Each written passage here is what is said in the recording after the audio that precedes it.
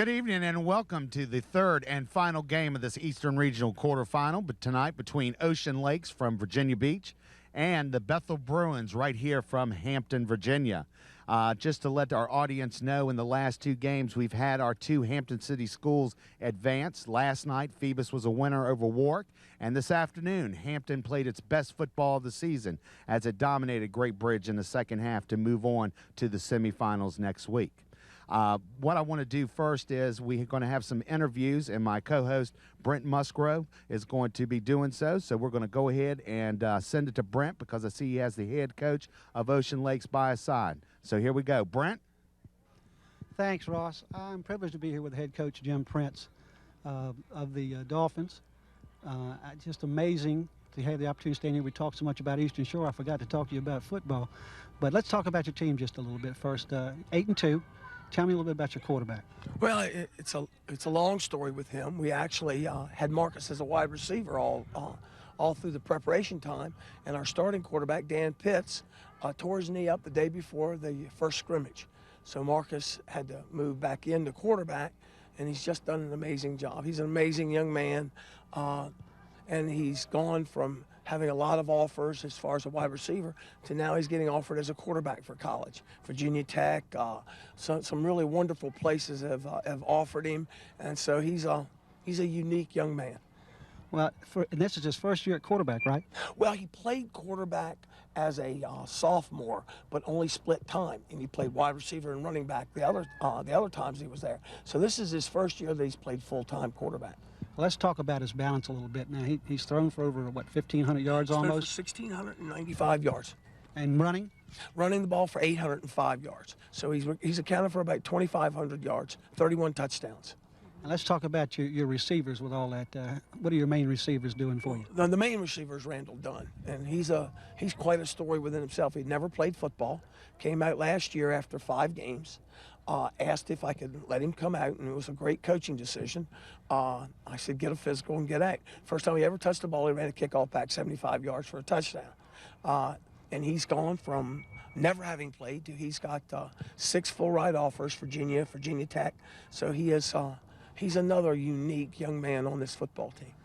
Well, I didn't get to it. Let me just change the flow a little bit. Where did you go to high school? Well, I went to high school in Northampton on the Eastern Shore, and then I went to college at Shepherd College in West Virginia. I played high school football for Ken Parker, and then I went and played college football for his brother. So that's how I ended up doing that. Well, the fans like to know that. I'm going to give you one last question. What do you see in Bethel tonight? You've got a great balance. They also bring balance. Well, they bring balance, and they bring that physicality of the peninsula teams. Tremendous on defense, very, very strong, almost to the point of intimidating on defense. And so what we've got to hope is that we can keep them away from Marcus enough to get the ball to our wide receivers. And then we've got to be able to stop that running game. We've got to stop number 14. He's a wonderful athlete, and we just can't let him get free to start getting in open space. Coach, I want to thank you so much for taking the time. Enjoyed talking to you this week, and I'll get back with you. Thanks so much. Okay, Ross, back to you. Thanks, Brent. Greatly appreciate it. Just to do a little recap of how Bethel got here to the Division VI playoffs. They are the number 3 seed, that is, in the Peninsula District for Division VI. They did finish second within the Peninsula District with an 8-1 Peninsula District record, and overall they finished 9-1. Their only loss coming to the Phantoms of Phoebus earlier in the season.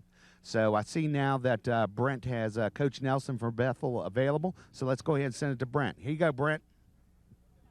Again, Ross, I'm here with head coach Jeff Nelson of Bethel Bruins. 9-1. First time this team's come to the playoffs in, 10, 12, 15 years. Looking at Coach of the Year, as far as I'm concerned, and I don't know how the vote's going to go if it's been made, but tremendous job in turning this program around.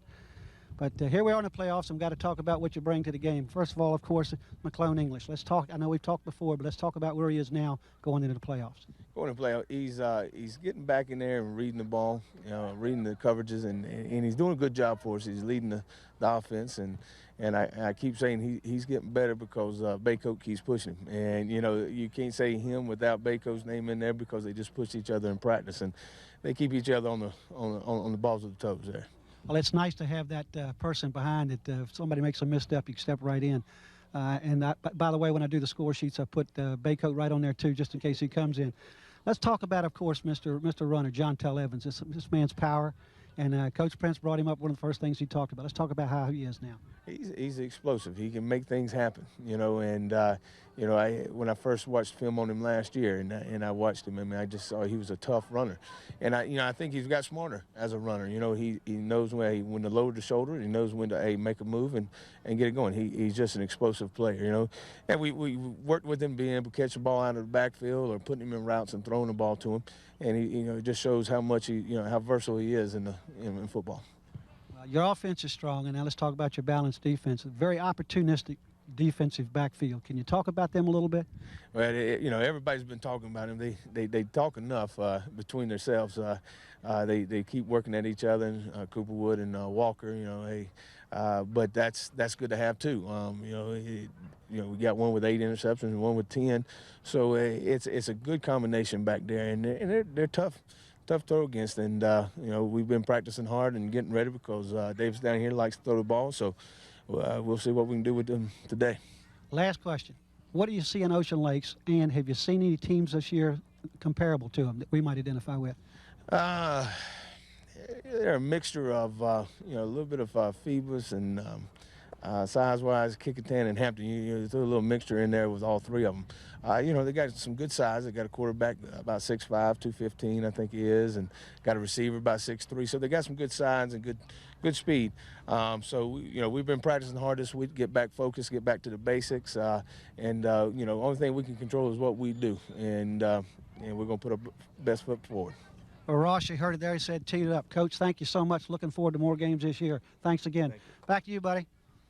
Thanks, Brent. Greatly appreciate it. What we're going to do now is take a 30-second break, and we'll be back, and Brent will be joining me. So we'll see you in 30 seconds.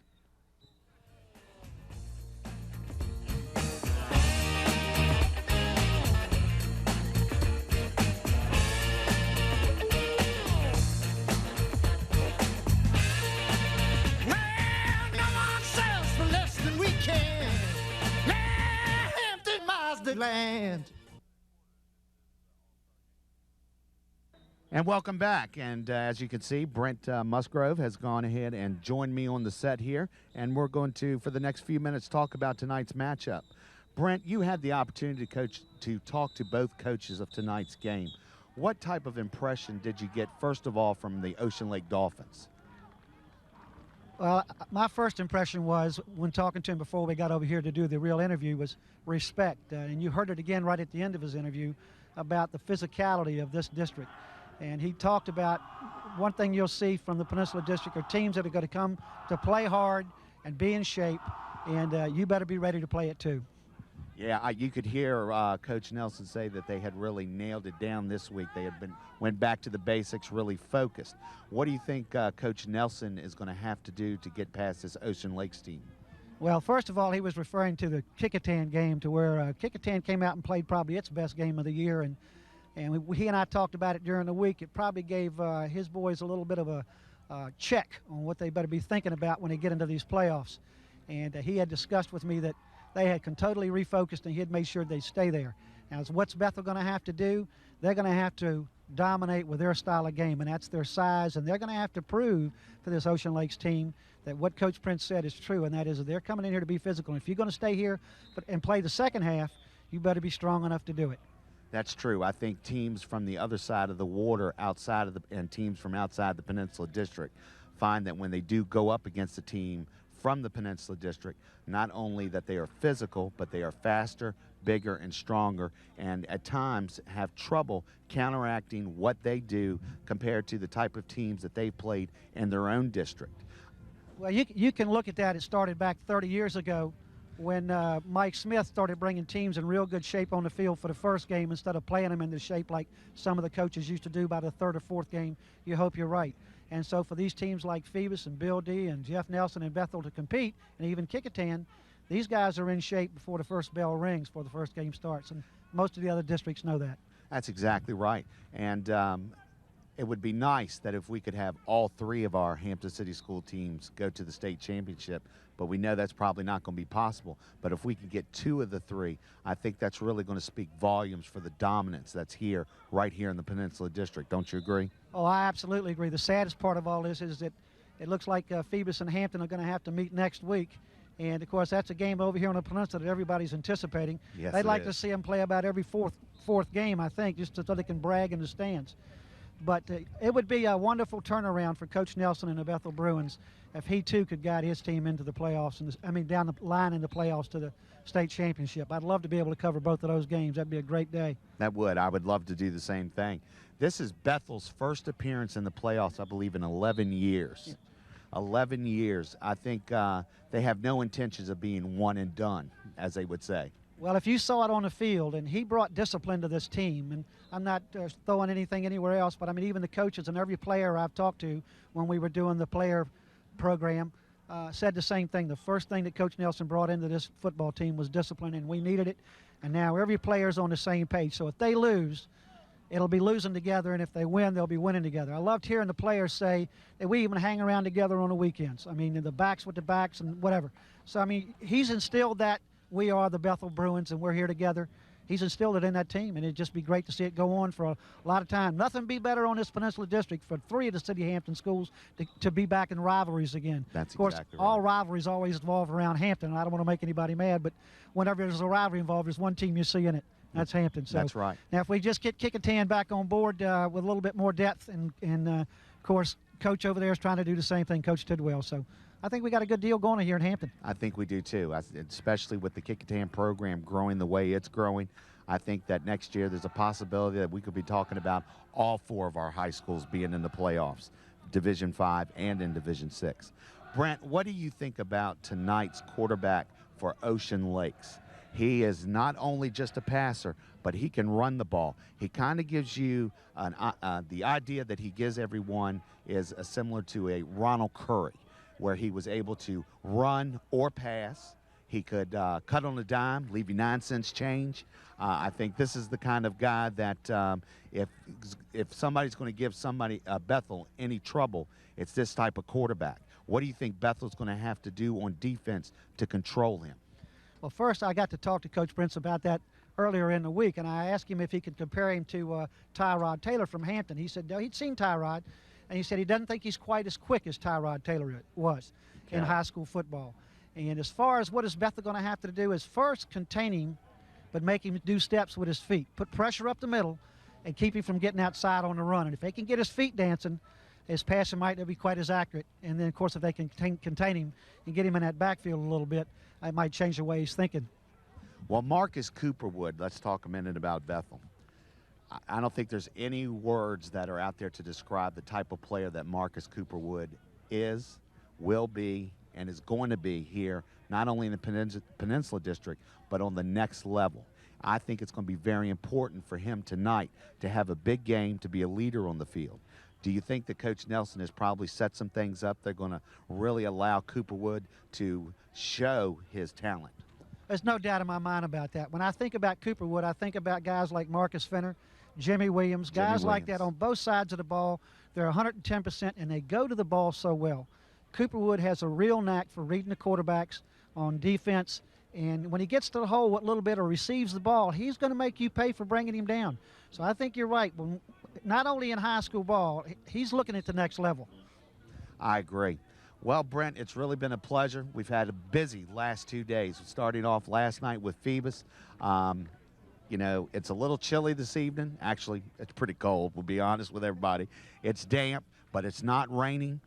We've had success with both of our other high schools, Phoebus and Hampton, and I think the icing on the cake is when Bethel could bring home the victory, which we know they're able to do and capable of doing tonight here against Ocean Lakes. Don't you agree? I absolutely agree. And just to let you know, I've changed colors for every game. I've got Bethel's colors on now, I had Hampton's colors on earlier, and I had Phoebus last night. So this is the only opportunity I've got to do it. Let's go. Come on, Bethel, let's bring it home so we keep this going. Okay, guys, that's it from here down on the side of the field from the pregame show sponsored by Hampton Chevrolet Jeep Mazda. We're going to send it up to Mike Hauser and Paul Rowe. Have a good night.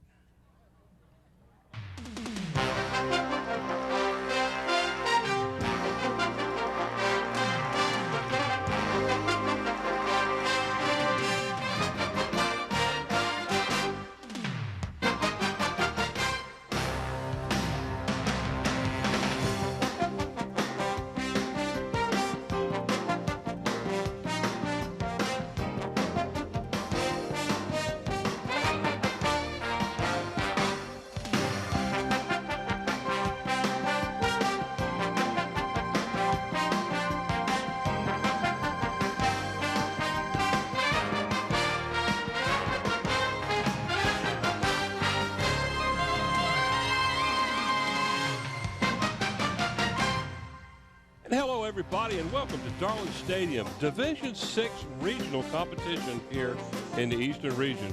Mike Hauser along with Paul Rowe, Brent Musgrove, Bob Killen, and our guy down on the field, Ross Kearney.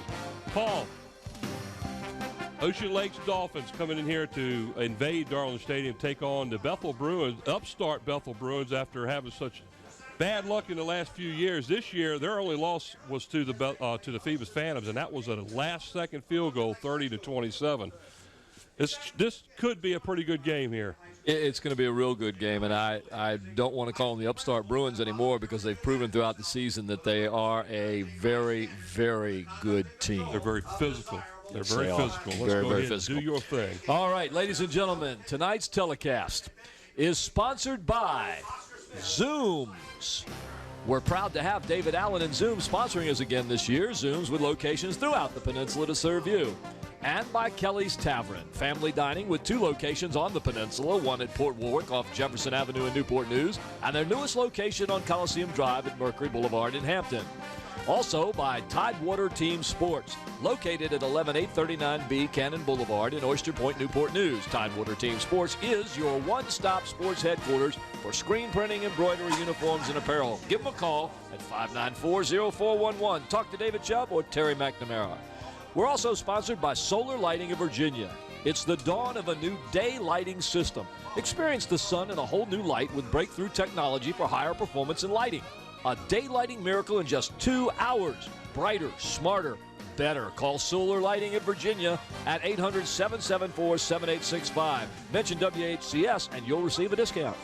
And by Old Point National Bank. For more than 20 years, Old Point has helped keep the score shining at Darling Stadium. And now they're happy to have purchased new scoreboards that will keep another generation of fans informed. Old Point National Bank, proudly serving the needs of Hampton Roads since 1923.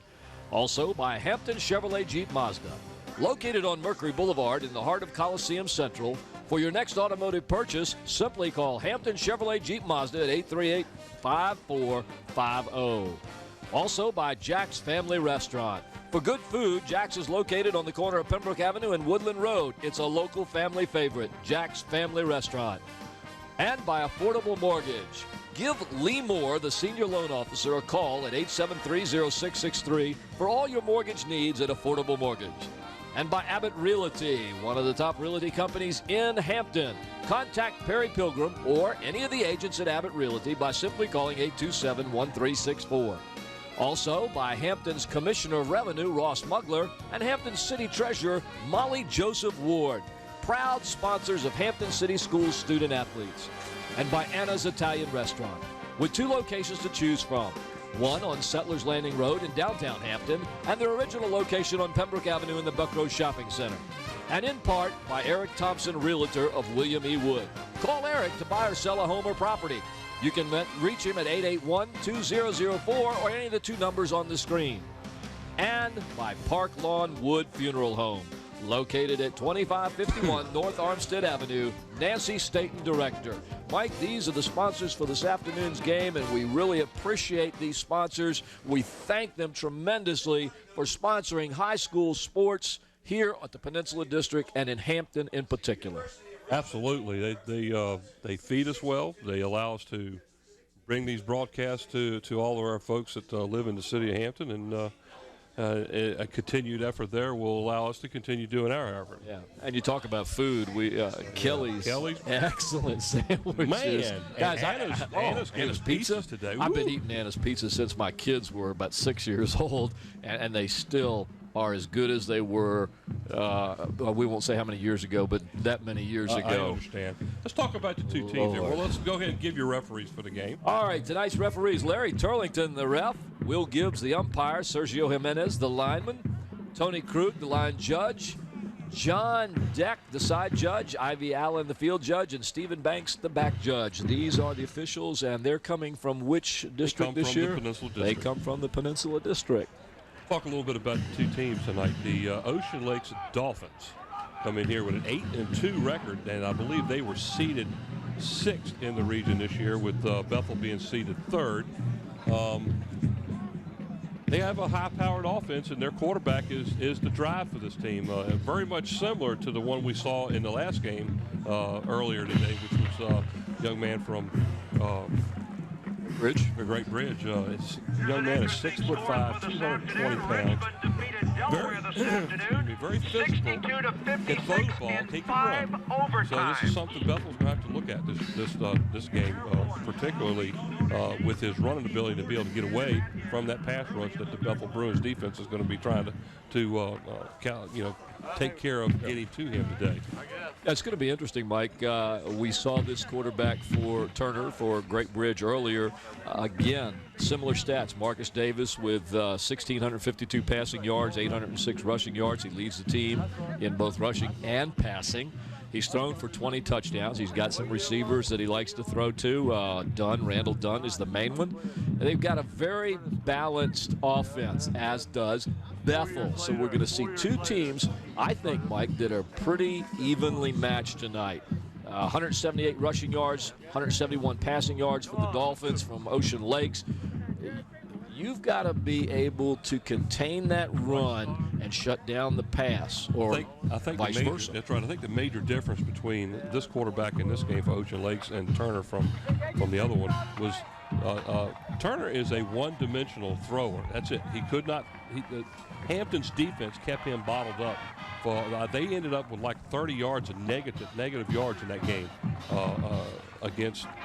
in that game earlier today for Hampton. And the only thing that they had offensive power-wise was passing.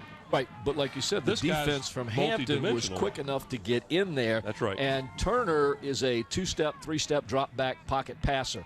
Once they got him out, they were in trouble. And Davis is more of a dual-threat quarterback where he combines both not only the passing yardage and completion ratio, but also the running, and that makes it that much more difficult for any defense to contain a quarterback that can do them both. Right. Earlier, Brent kind of compared the quarterback to Tyrod Taylor of Hampton, a threat both ways to run or pass. As we get ready to go down to the field and do the coin toss, we'll send it down to our referee, who is Larry Turlington, and we'll take a look at him taking care of the coin toss for this game.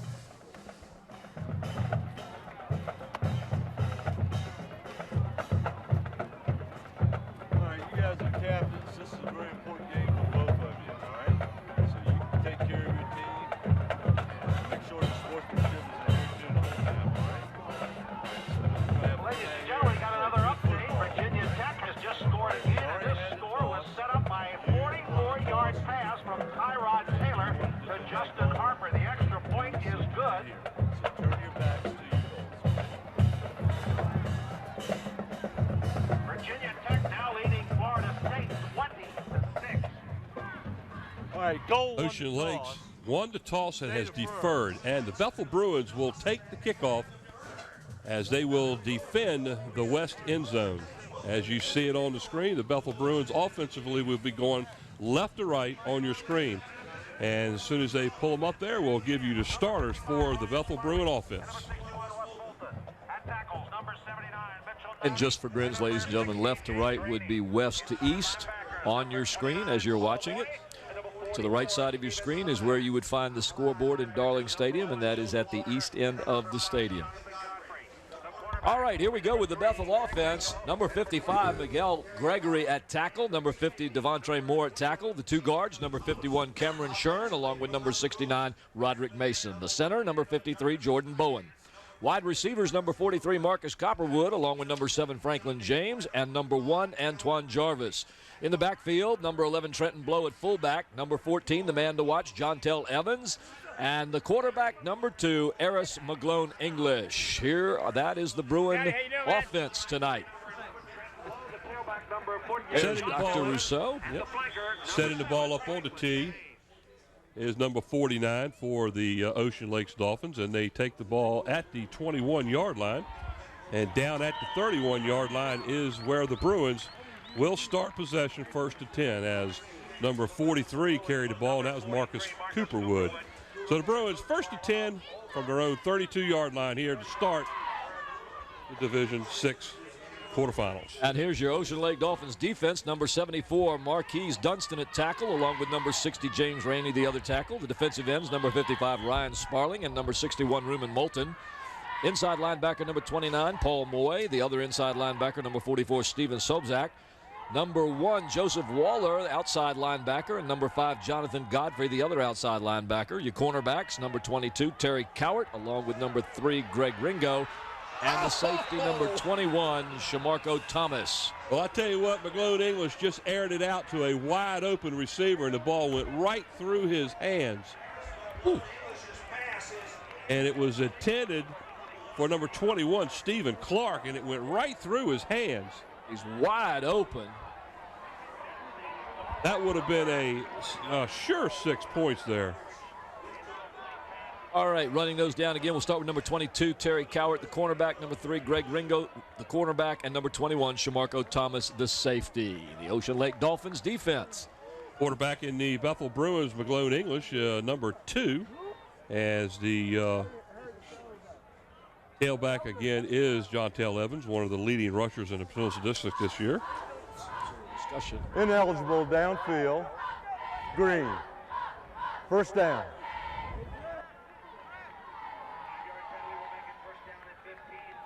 Okay, so first and 15. Was that an ineligible man downfield on a bomb pass? On a bomb, yes. Well, that's an unusual call. So McGlone English in the shotgun again. This time it's pitched to his right to John Tell Evans. He gets a little bit outside, picks up the 5 yards that they lost on the penalty, and is forced out of bounds at about the 36-yard line. It's a gain of about 9 on the play.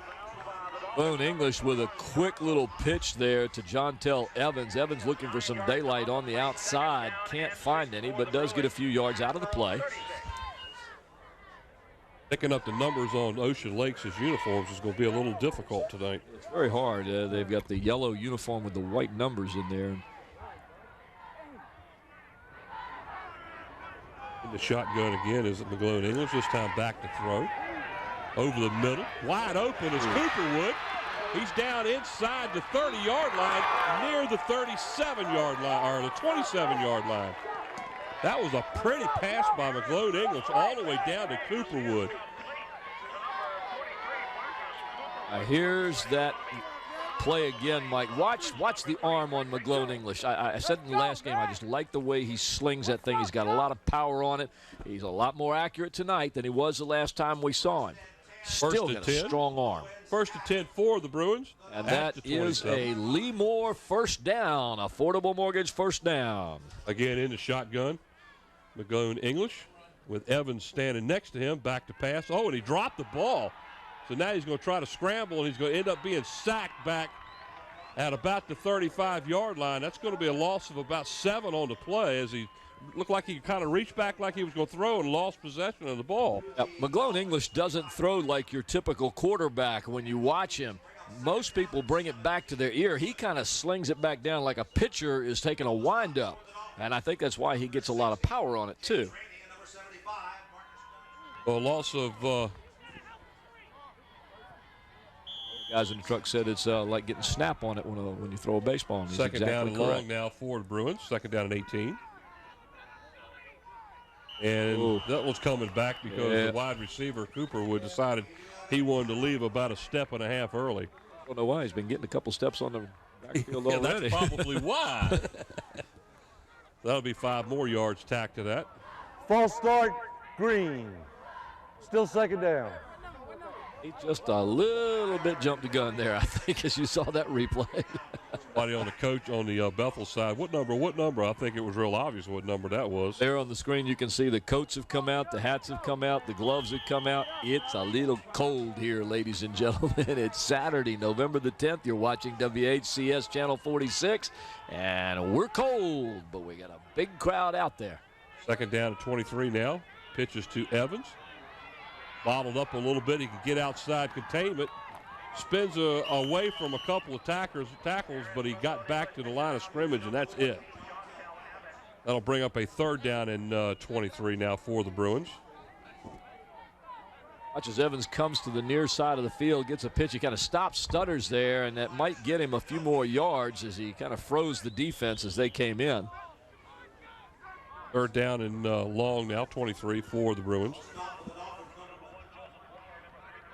Ocean Lakes playing a standard 4-4 defense. 4 men on the line. They've got 4 linebackers and then 3 in the secondary.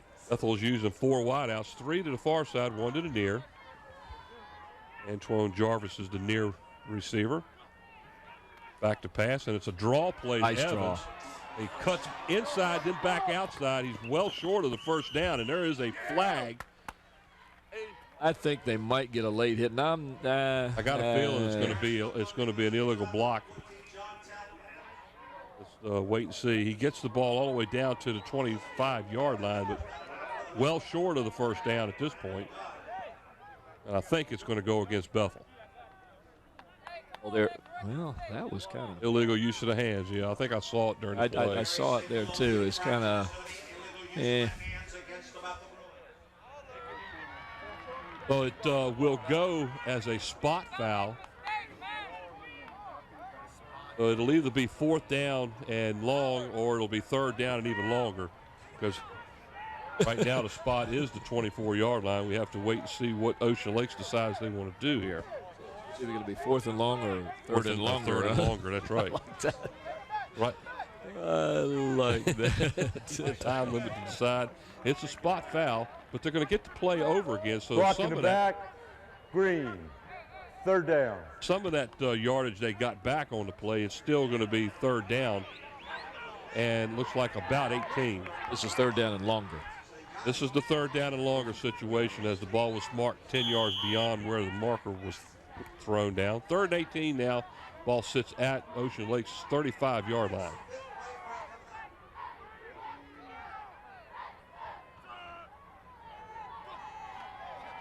Back to pass is McGlone English. Can't find anybody open. Finally decides to tuck it in. He drops the ball. He luckily picks it back up again, but he's going to lose about 5 yards back to the 40. Looked like he had a man open there for a minute, Mike, and just couldn't spot him. Mr. James Bailey, one of our finest from the city of Hampton. Good coverage by the defense by Ocean Lakes on that play. Right there at the top of the screen that crossed, that were open for just a moment or two.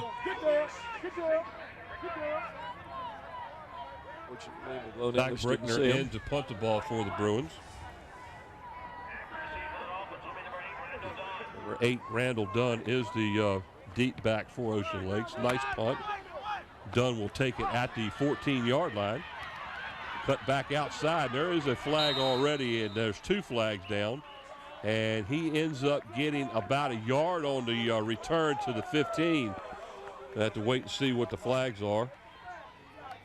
Bill Rose made a nice play as he came from the top of the screen. Well, the runner. Illegal use of the hands against Ocean Lakes. That'll push them back 10 yards from the probably where the ball is. Let's see what they do. May even go half a distance. We'll have to wait and see what Larry Turlington and his crew decide to do with the ball. Here's block in the back. Goal. 1st down. Ross Kearney, you got something down there?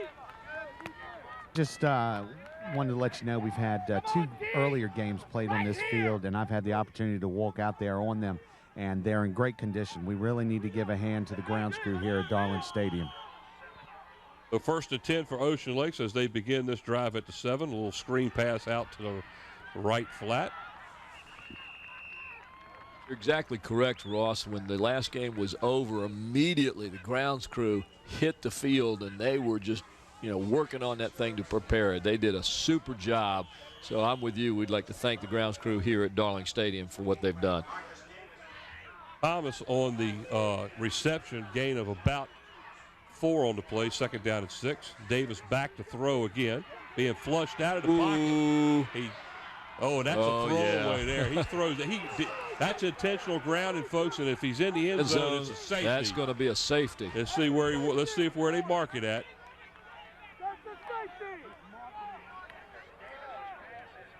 He got safety. They say. Intentional grounding.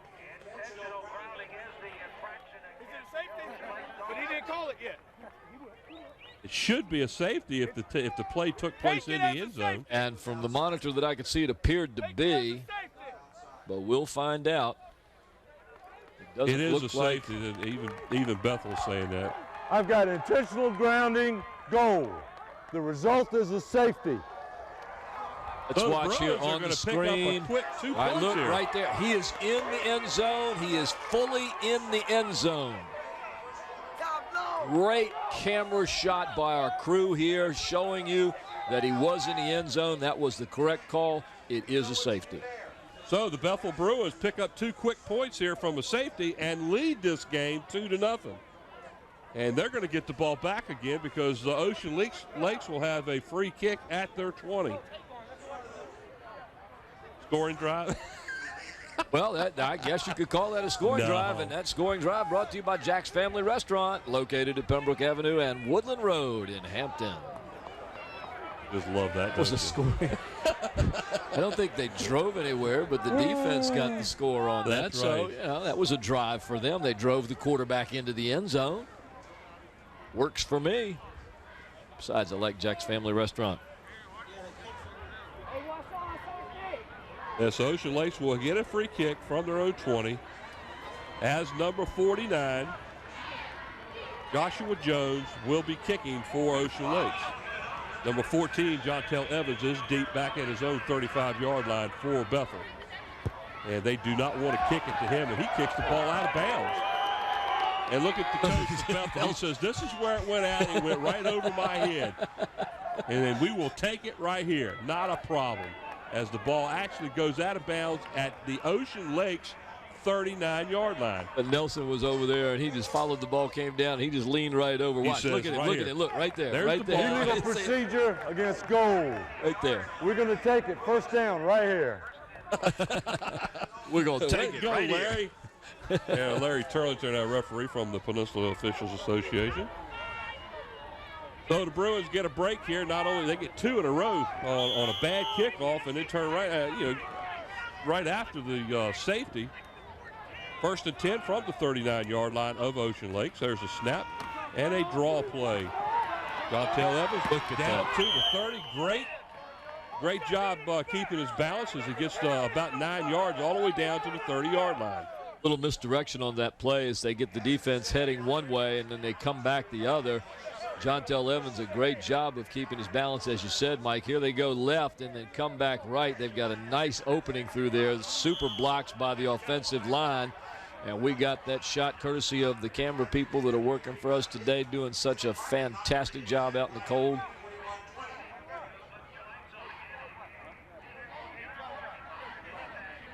And unprecedented 3 ball games in a span of less than 24 hours. Can you imagine? Seems like less than 10 hours. Ladies and gentlemen, you're watching WACS Channel 46 Sports as we bring you the regional playoffs from Darling Stadium. We're watching Division 6 right now. Warning. Bethel. So Bethel has been warned to stay away from the sideline, so they're all backing up. Look at that. Look at the whole team in unison, right back. But what was funny, they all turned left and right looking at everybody like, what did we do?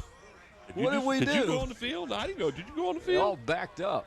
2nd down and 1 now for the Bruins. Cooper Wood in motion, hands the ball off to Jontel Evans. He gets across the 30, and I believe he's down to about the 28. That's going to be good for a first down. It looked like number 61, Reuben West Moulton, the defensive end, who wrapped him up. We'll see as they put a man in motion. Jontel gets it, comes up, there he is, wrapped up right there by the defensive end. Yeah, here we go. 1st and 10 for the Bruins. And ladies and gentlemen, that's another Lee Moore Affordable Mortgage first down. And you know what, guys? 10 more, it'll be another Lee Moore first down. 1st and 10 now. Ball rests at the Ocean Lakes 28-yard line. McGlowan English back to throw. Being forced. Got there him. it goes. He's got deep him. pass down the middle. Nice defensive play that time by the Ocean Lakes Dolphins as the pass was intended, I believe, for number 7, Franklin James. Just a little bit underthrown, but it was well covered. Trying to pick that number up on the screen, Mike, and I'm not sure who it is out there on defense. It might be number 1, Joseph Waller.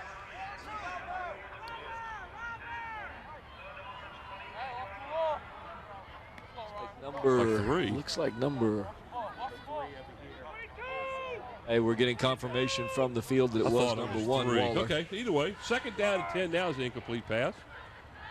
Lone English into shotgun again alongside of Evans as Evans swings out and the pass over the middle of the field, overthrown, and Cooperwood was wide open at the 10-yard line. And I tell you what, Jontel Evans was wide open standing off in the flat over there too. 2 receivers open on that, and he could have gone anywhere. He chose a good one right across there, but Evans, unfortunately incomplete. Goes off to the left, and there's nobody within 15 yards of him. Incomplete pass brings up 3rd down and 10 at the Ocean Lakes 28-yard line. You're having success passing right now. Spread them out. Do that misdirection again. They did. Pick up about 10 yards, and they'll have a 1st down. Here he goes. They listen to you. And turns right around and throws it over his head. Ocean Lakes had that one covered, though. I think maybe somebody's got you mic'd because they heard that. And they, that will bring up a 4th down and 10 now at the 28. We'll have to wait and see now what the coaching staff decides they want to do. Here you can see Jontel Evans just going out into the flats, and they're just trying to hit him with a quick little pass, give him some open room. But Ocean Lakes had that one tied up. Joseph Waller on the cover for the Dolphins. And they'll probably let the time expire to back them up a little bit unless they're really going to try to go for it here on 4th, because I tell you what, that's an awful long time they've had the ball. Yep, it doesn't matter. It's coming back 5 yards anyway. Half the team decided to move, and the center never snapped it. Dead ball, false start, green.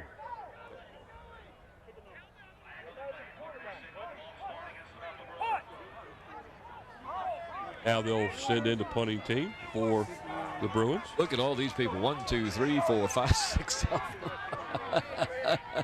Number 66, Zach Brickner, is in to punt the ball for the 2nd time tonight here for the Bruins. I think on that one, half the team heard 1 snap count, and the other half heard another. 4th down and 15, and punt the ball to the corner over here to the near side. Ocean Lakes lets it go, and it bounces into the end zone. 33-yard punt. And a 13-yard net after the mark at the 20. So the Ocean Lakes holds the Bruins and will take over 1st and 10 from their own 20-yard line. And we'll see if the Bruins defense can stop Ocean Lakes again. The Bethel Bruins with the number 3 defense in the Peninsula District, only allowing 11 points per game. Most teams get about 90 yards rushing, 84 passing, not much. It's a very tough defense. Right now, so far, they're doing a good job holding Ocean Lakes. Now, folks, what is this? You riding a bicycle when we got a game going on? Fumble. Ocean Lakes gets the ball back. That was one of the most interesting sights we ever saw on the screen a minute ago, where you had the exercise bike down there. But I guess that's for people who get a pull in their leg or a muscle cramp. They use that to work it out. Loss of about almost 3 on the play. Jarvis, number 1 for the Bruins, is coming off the field right now, holding his right arm after that play. Blitz coming right here, and they back off a little bit. Davis under center, takes a snap and throws the ball up. Nobody there. Almost completed it to number 89 on the sidelines, but unfortunately he's wearing a Bethel uniform and he's not in the game. Randall Dunn, number 8 for the Dolphins, was the intended receiver. Here you can see the replay. He just flips it right on out there. And if it goes far enough, you'll see number 89 of Bethel reach out there. He is right there. Franklin Spruill on the coverage for the Bruins. 3rd down and almost 13 now. Again, early movement by Ocean Lakes, and a flag is on the ground. Dead ball, false start, goal. Still 3rd down.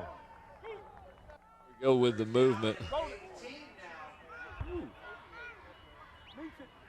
As cold as it is out there, if moisture gets in those whistles, they might freeze. 5-yard penalty. That'll bring 3rd down and 18, I believe. Good Third and 17. Back into shotgun. Davis runs with the ball. He's got an open corner here. Yeah. He gets around. He got good yardage for a first down before he's brought down by a host of Bruins, but he's all the way outside the 35-yard line. No penalties on this play. There is a penalty flag. It's way back in the corner. Oh, gracious. And that flag is sitting all the way down by the 10-yard line on the opposite side of the field. Here comes Davis. It's just simply a quarterback run. Not much draw about this. He just tucked it under and took off. It's a nice run. He picked his way all the way through there. We'll see what the penalty is. It's procedure against Ocean Lakes, and folks is coming back.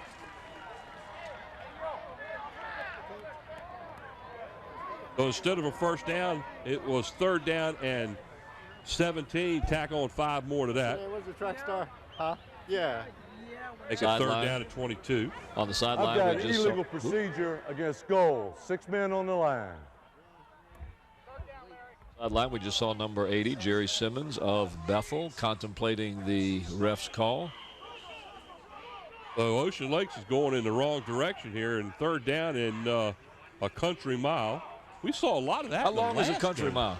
Huh? How long is a country mile? About 22 yards. What? Davis under center. I want to travel country miles then. Back to throw. Back where he is. He almost got tackled in the end zone. This time it is up for grabs. Is that his own? That must have been his own player. I saw the Bethel player He was throwing the ball to Randall Dunn, number 8. It's incomplete.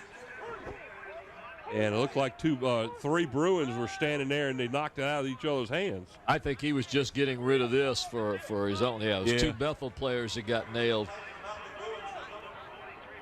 I think he may have had a good chance to intercept that if that hadn't happened. But I think Davis was just trying to survive on that and not have another safety. He got rid of that quickly when he found out he was in the end zone. Paul Moy is the punter, and he is in to punt the ball. Not much of a kick right here as it bounces just shy and stops just shy of the Ocean Lakes 35-yard line, where Bethel will take over.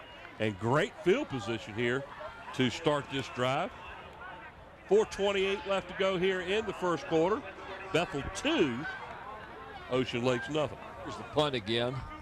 Not a very good punt, like you said. You'd almost think that it might have gone off the helmet of one of the Bethel players. That was a real short punt. It's Saturday, November the 10th. You're watching WHCS Channel 46 Sports as we bring you the playoffs from Darling Stadium. Already this afternoon, the Hampton Crabbers won. They will advance. Lone English back to throw. Over the middle. Down the right sideline. Oh, nice. Just a little bit short. Great defensive play right there. That pass was intended for Jontel Evans. Incomplete. There's a replay. He almost, if you watch McGlone English, he almost gets the ball knocked out from behind. And streaking across, looks like numbers, very hard to see, the number 5, Jonathan Godfrey, who came in and knocked that pass out of the way. 2nd down and 10. Ball still sits at the Ocean Lakes 35-yard line. Lone English again back to pass. Here's the blitz and the throw off to the left flat. Nobody there. It looked like he was trying to get it to Cooperwood, and both of those receivers over there, Cooperwood and number 21, Stephen Clark, were both covered quite well. They were covered, but they were also headed in a different direction than the ball.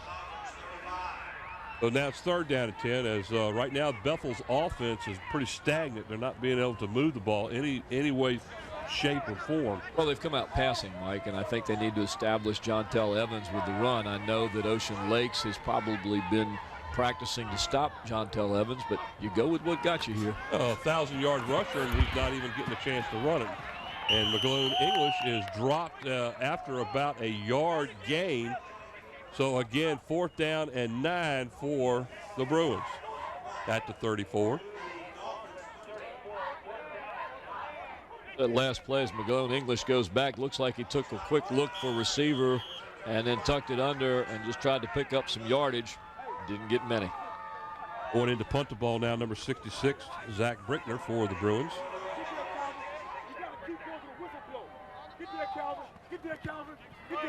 Nice spiraling punt near the end zone, and I tell you what, that should have been. And unfortunately, it's a legal block because they were blockers. If it had been the guy getting ready to catch the ball, then he would call it interference. But that saved a ball being stopped deep inside the dime. Doesn't seem right. There's Coach Nelson. So the Dolphins will have it 1st and 10 at the 20. Ross, tell us about this as we watch the replay. What's the deal on this?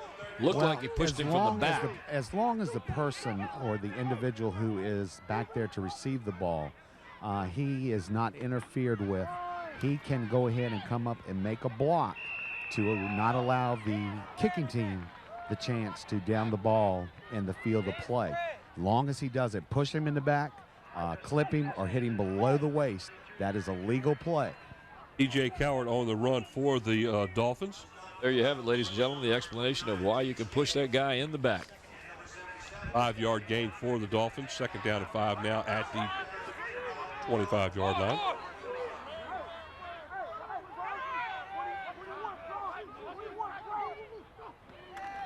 Davis again hands the ball off, this time to number 21. Thomas on the run. Like he's tackled behind the line of scrimmage. He's going to lose a couple yards back to about the 23. See it on the screen once again. He tries to get around the right side. There's nowhere to go. And looks like Reginald Williams along with Tyler Blow. Brenton Blow also in on the stop. 3rd down and about 7 after a 2-yard loss. In the shotgun is Davis now. And a draw play and nothing doing there. What a good job the defense did on that one. Number 62 of the Bruins in there. And that's Brandon Ferguson as he stopped that one before it even got started. 3-yard loss all the way back to the original line of scrimmage. Watch this as the Bruins get inside. Number 62, excuse me, Brandon Ferguson wrapping up the runner. This is something that Ocean Lakes doesn't want to see, because if this Bethel defense gets in a groove, it's going to be a long night for the Dolphins. Allboy in there to punt the ball for Ocean Lakes again. Cooperwood back for. He gets it off, and there's going to be a roughing the kicker call there. I can't believe he got that kick off. I thought it was going to be blocked. Another bad center as that ball went all the way along the ground.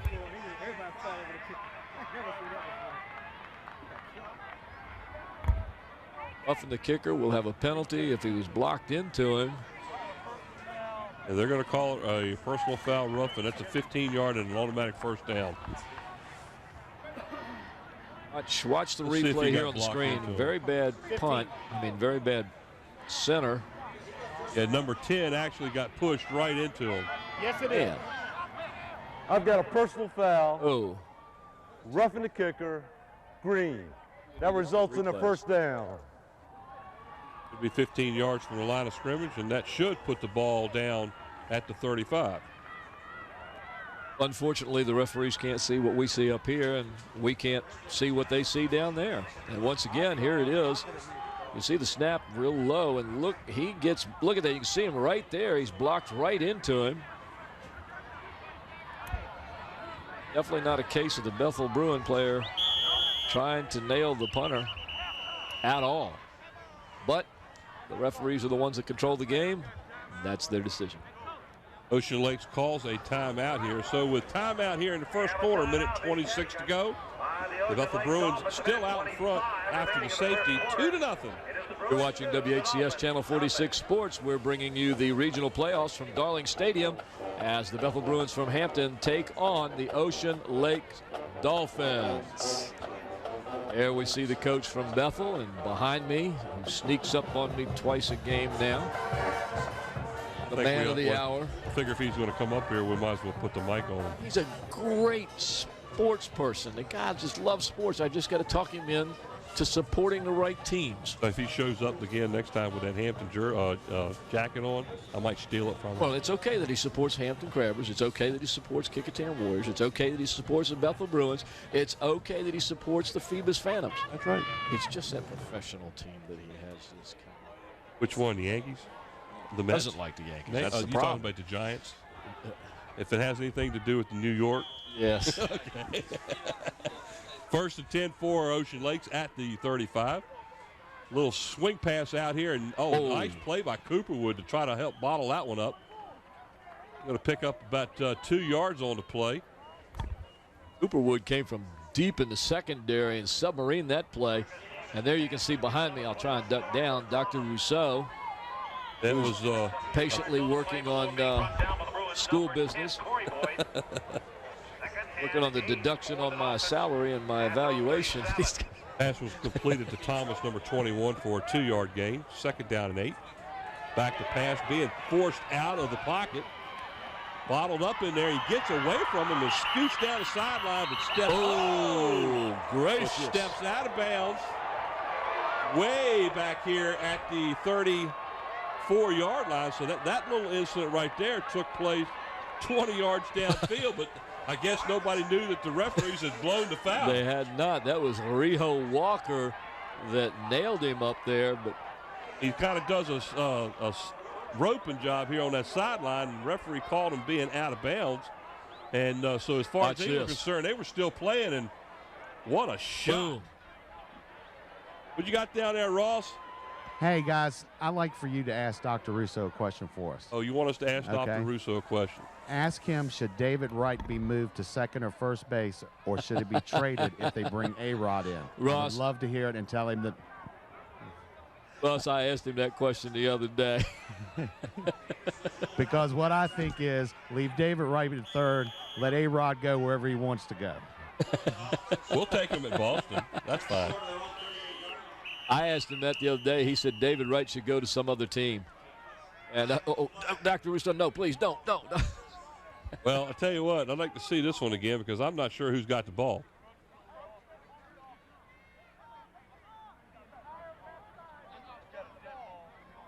What I wanted to suggest to him, Ross, was to trade David Wright to the Yankees for A-Rod. Dead ball, encroachment, goal. How do you have encroachment on the offense? Third down.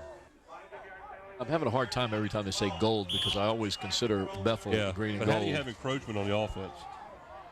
Well, they get down on all fours and they start creeping forward as they crouch up upon you. Maybe a motion penalty or an illegal motion penalty, but encroachment on the offense?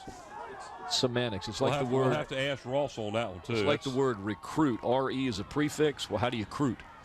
Uh-oh, he gets a seam up the middle. Big yardage right there. Breaks 2 tackles. He gets lucky, and that was a good job there by the Bruins, number 32, Quinte Wallace, who was able to trip him up after a big gain all the way to the Bruin 46-yard line. Again, we get to see the talents of Marcus Davis, the quarterback, who ended up with 806 rushing yards. And again, that's a straight run play for the quarterback. He slips a tackle here, slips another one. Well, started to slip another one there.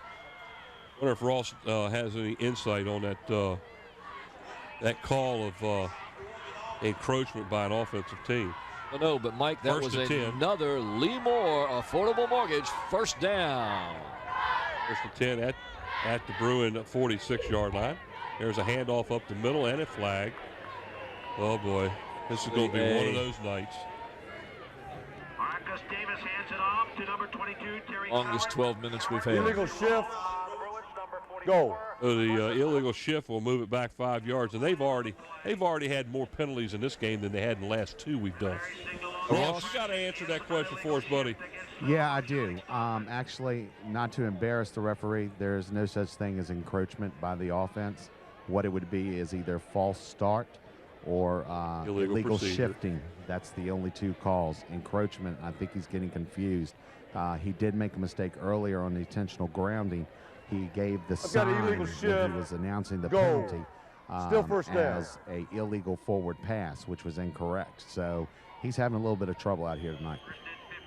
5-yard penalty. First down at 15 now for the Dolphins at their own 49-yard line as we have come to the end of a hard-fought first quarter. At the end of one, the Bethel Bruins 2 and the Ocean Lakes Dolphins 0. Ladies and gentlemen, you're watching WHCS Channel 46 Sports from Darling Stadium. And the second quarter of tonight's game will be sponsored by Zooms, with locations throughout the peninsula to serve you, and by Kelly's Tavern, family dining with 2 locations on the peninsula. By Tidewater Team Sports on Cannon Boulevard in Oyster Point, Newport News, and by Solar Lighting of Virginia. Call Solar Lighting at 800-774-7865. By Old Point National Bank. Old Point National Bank, proudly serving the needs of Hampton Roads since 1923. By Hampton Chevrolet Jeep Mazda on Mercury Boulevard in Coliseum Central. And by Jack's Family Restaurant at Pembroke and Woodland. Also by Affordable Mortgage, Lee Moore, 873-0663 for all your mortgage needs. By Abbott Realty, contact Perry Pilgrim or any of the agents at 827-1364. By Hampton's Commissioner of Revenue, Ross Mugler, and Hampton City Treasurer, Molly Joseph Ward. And by Anna's Italian Restaurant at Settlers Landing Road in downtown Hampton and at Bucko Shopping Center on Pembroke Avenue. Once again, we thank all our sponsors. We appreciate their sponsorship. Without you, we wouldn't be able to do this. First and 15 now for Ocean Lakes at their own 49-yard line. Mike Hauser along, Paul Rowe, Brent Musgrove, Ross Carney, and Bob Killen up here in the boats with us. Along with Dr. Patrick Rousseau, who's keeping an eye on us to make sure that we do the things correctly. Nice little slant pass, but thought he caught the ball, but the referees are saying that he dropped it. Incomplete pass. Intended for the Dolphins, number 8, Randall Dunn. And we just had a great shot of the crowd. Here's the replay on that. It's a real quick slant pattern. Almost looked like he got tipped there. He did a dandy job catching that ball. And look at Cooper would stick his arm in there and knock it right out. Yeah. Great camera work, guys, and we could see it perfectly there. Never held on to the ball long enough to be considered a catch. He did not control it. What a job Cooper was doing over there. Davis back to throw. Tucks it in, takes off running around the right end, and brought down by, I believe that's Jontel Evans, isn't it? It looked like number 14, Jontel Evans to me. No, it's 44, sorry. 44? It is 44, that's Marcus Krause. So Krause gets the sack as he is brought down behind the line of scrimmage. Actually, he gained 3 yards, I'm sorry. It was first and 15, or second and 15. Now it's third down and 11. He will pick up about 4 on the play. Third down and 11 now for the Dolphins at the Bruins 47-yard line. Marcus Davis having to do a lot of running around in the backfield here early in this game. Take a look at his shirt. He's been spending a lot of time on the ground too. That's number 7 in motion. That's Justin Hunter. And the pass is intended for him, and it was just a little bit behind him, because that was a pretty set-up play right there. That was a good call on the half of Ocean Lakes. I'm guessing that they didn't know the blitz was coming, but it was the right play to call in that situation, because they sent the whole house on that. Corey Boyd and Cooper Wood both on the coverage on that play. He almost made a great catch on the play. Excellent try by the young receiver. Fourth down and 11 as the Ocean Lakes looks like they are setting up to punt the ball. Minutes, that's 97 number 11 seconds. that is back in punt formation, and it looks like Ocean Lakes is going to have to spend a timeout here, and they do. Fourth and 11 with the ball sitting at the Bruin 47-yard line. Nelson gathers his team around him. He's done a great job this year. Making a team that had some tough years behind it. His discipline has just whipped these guys into shape, and the feeling in the locker room now at Bethel is 180 turnaround. These kids love to come out and play now. They get excited for practice. They get just doubly excited for games, and it's paid off. Look where they are. They bought into the new system. Oh, yeah. And all they had to do was get a win here and a win there, and you know, that's wins will carry you through a season like this. Wins will? Well, yeah. Losses won't do that anymore. Well, the past hasn't been too swift. 10:57 left in the half here at Darling Stadium as we look at the Old Point National Bank scoreboard. 2-0. And this is not a baseball game. Davis back, and it looks like it's a fake punt. And not a that's good not idea. going to work. That's not going to work at all. Oh, what is that? That's actually a fumble, folks. And it looks like the Bethel Bruins actually recovered the fumble. Either way, it'll be Bethel ball. I don't know what he was trying to do there, Mike. He was definitely in trouble deep. And he just kind of all of a sudden offered the ball up like, here it is. Watch this as you see him scrambling around. And right about now, he just, I don't know, he just holds it up and said, here it is. Ocean Lakes actually recovered the ball, but that was a 4th down play. So the Bruins take over in great field position. Again, 1st and 10 at Ocean Lakes 37-yard line. Let's see if they go to Jontel Evans to establish the running game here, Mike. Cooperwood in motion. There's Evans on it. Oh, it looks like we got another flag. Gracious. Flag after flag. We've had more flags in this game tonight already. Start, green. Than we had in the last 2 games that were played last night and this morning. I can't believe it. I have to agree. Also 5 on the play. That'll bring up 1st down to 15. Now it's at the 42-yard line of Ocean Lakes. Each one of these teams seem to be self-destructing.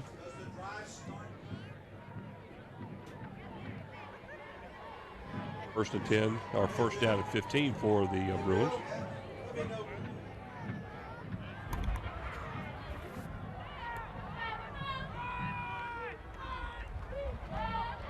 There's Evans up the middle.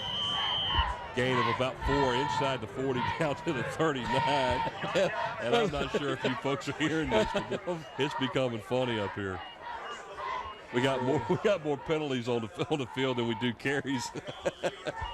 What you got down there, Ross? Hey, guys, the next time when offense comes up on the line, I want you to look at the splits of the right guard and right tackle, how wide they are. They're trying to either suck in the defensive tackles and the ends to get them inside and run a draw or for something later on, but they have very wide splits. We can see that from here, and they'll get that 5 yards back that they gave to them a little while ago as the Bruins draw Ocean Lakes offside. Here's a WHCS flag on the play. Goal.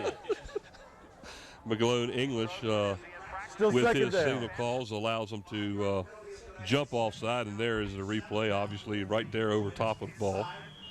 And it's kind of hard for me to fathom why the guy over top of the ball is jumping off sides when the ball's sitting right there in front of him. He's supposed to go on the snap of the ball. McGlone English back to pass. A little flare pass to Cooperwood. It's complete down to the 30.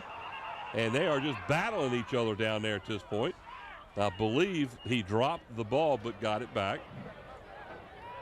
That'll be short of a 1st down. That'll be a gain of about 5. On the replay, we see McGlone English going to his right, throwing a real tough pass right through a defender who was on the play. The ball was jerked right out of his hands, but the Bruins came back up with it. That'll bring up a 3rd down and 2 as the ball sits at the Dolphins' 29-yard line. There you see some of the crowd from Bethel as we're looking on the home side at Darling Stadium. They've braved the cold weather to come out and support their Bruins, and we thank them for that. Cold. Evans on a pitch to the near side as he comes down through here, gets a block, and is out of bounds inside the 20. And there is flags, multiple flags again on the field. And I believe we're going to have a block in the back on Bethel. Exactly what it is.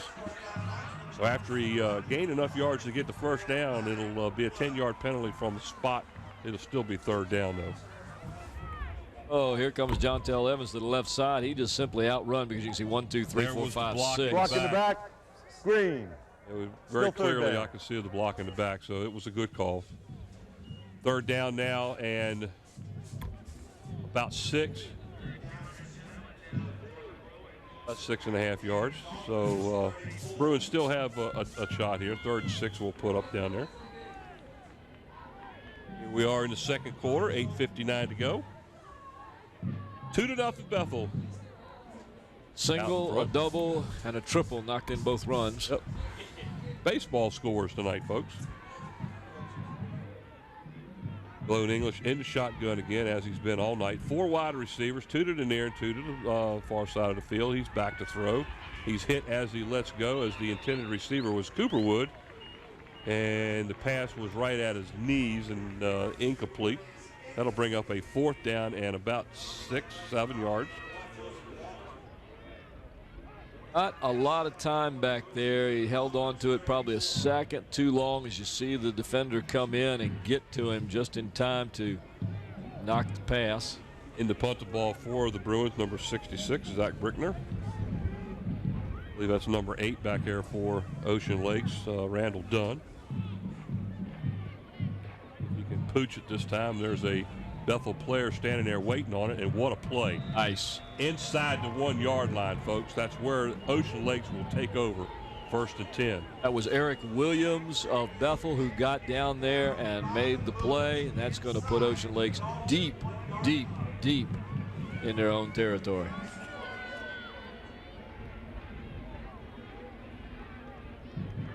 Here we see the replay as number 35, Eric Williams, is down there.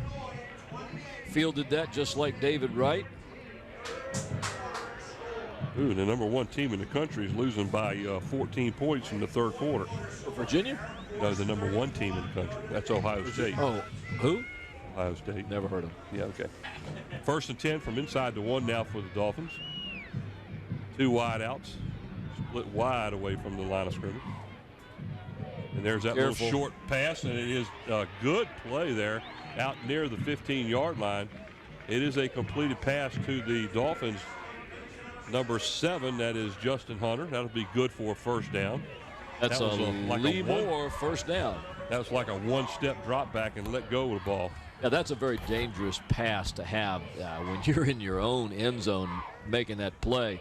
Bill Walker on the stop for the Bruins. 1st and 10. Ball sits at the 15. My humble opinion, you've got to run it for a while here, especially when you're in the end zone. Into the center, takes a snap, back to throw, over the middle of the field, complete. What do I know? 2 passes and they're out to the 20, right?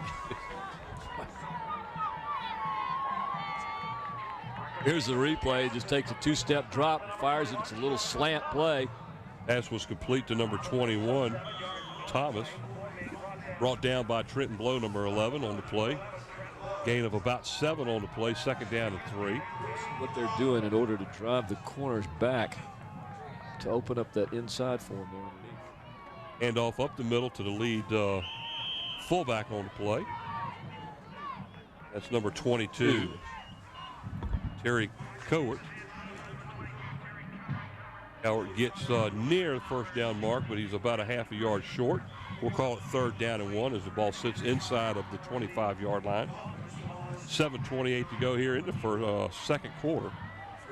It is the 2nd quarter. We'll have the 2nd quarter coming up shortly. We'll have the 3rd quarter. That's what, okay. 3rd down and short now for Ocean Lakes. We have a problem with a piece of equipment on the Bruins, number 62, to Brandon Ferguson, so he's going to have to come out to the game and get it fixed.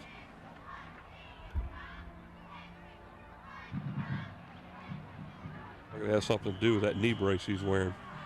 So here we go. 3rd down and 1 as after all of that, Ocean Lakes is going to have to call a timeout because they didn't have the proper receivers in the game.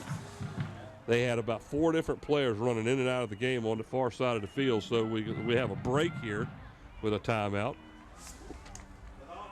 You want to put that little piece of equipment down, ladies and gentlemen, we've got Dr. Rousseau with us here, and we've got a short little break. So just a couple of questions, Dr. Rousseau.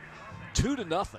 Now, you came out here expecting to see a football game. Well, it is a football game, Paul. I mean, they're just playing tough defense, and we're looking forward to, of course, Bethel winning this game and going on to the next round, as has Phoebus and Hampton High School. So it's been a great weekend thus far, and hopefully Bethel can come through tonight. I think they can. We've been real impressed with their defense ever since the very first game of the year when they played Phoebus. Great game. Oh, it was a fantastic game. And we knew right then there was something special going on with Bethel. One of the best high school football games I've ever seen, and it's a shame that they had to lose, but someone had to. Yeah.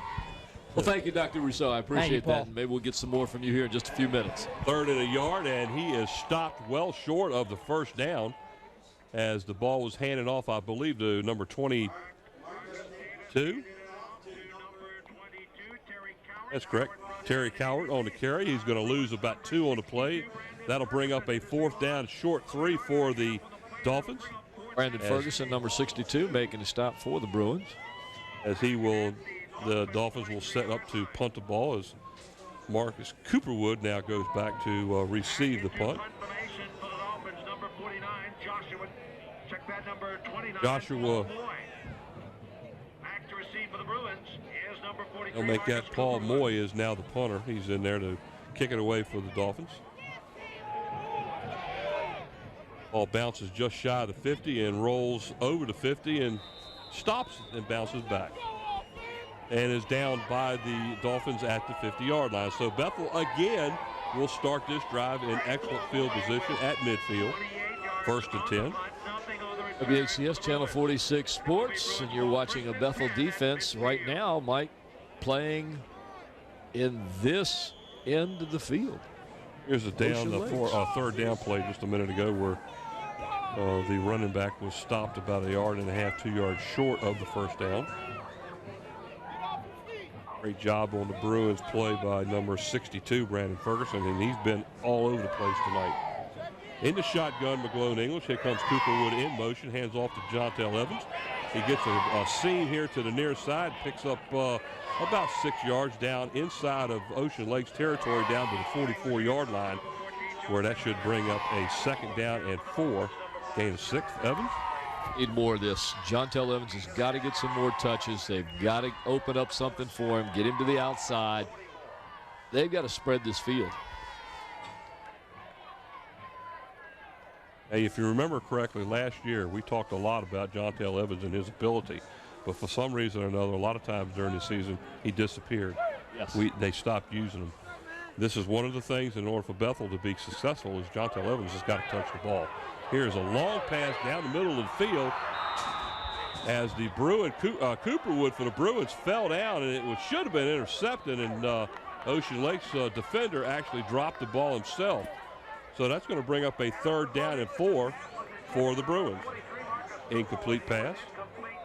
Watch this replay. McGlone English goes back again. He's got a good snap on that arm of his that just whips around there, and it looks like they got tangled up there, and Cooperwood fell on that play, and you're right, it should have been intercepted. Well, the Bruins are going to have to call timeout now because they couldn't decide on an offensive play. Timeout by the Bruins. 5:20 to go here in the 2nd quarter. Bruins still up by a score of 2-0 over the Dolphins from Ocean Lakes. Talk about our crew. Not from Miami. Not from Miami. Not from Miami. With us tonight, they've been here all day as we've done these games. Our production crew tonight, ladies and gentlemen, on the cameras, Nate Braxton, Susan Bowers, Ron Bateman, Steve Fryer, and trust me, they're cold. I've talked to them between games, and they're freezing out there. The graphics and animation, Andy Foley, very warm in his little corner down there. The slow motion instant replay. This young man does a fabulous job, Mr. Mike Nowinski. The camera control operator, the lovely Miss Sarah Myers. Production assistant and also the audio assistant today, Renee Camden. The audio and chief engineer, Mr. Don Scharouse. And the big man, the boss, the director, the producer, Mr. Scotty Bowers. Up in the booth, I'm Paul Rowe with Mike Hauser, Brent Musgrove, Ross Carney on the field, and our statistician tonight, Mr. Bob Killen. This crew's been here all day. Been here since about 9:30 this morning. Day. Are those guys getting paid, I hope? Ask Scotty, he's the boss. And last night, too, don't forget that. We were here for about 5 hours last night. And let me tell you what happened right there, and it was real obvious to us. Ocean Lakes' defensive tackle made a motion to move, but did not. False start, green. And still 3rd down. The Bruins wide receiver was looking in that direction, and when he saw that, I think that really is what made him jump. Yeah. Watch the guy, see him move, and that's when the Bethel player jumped.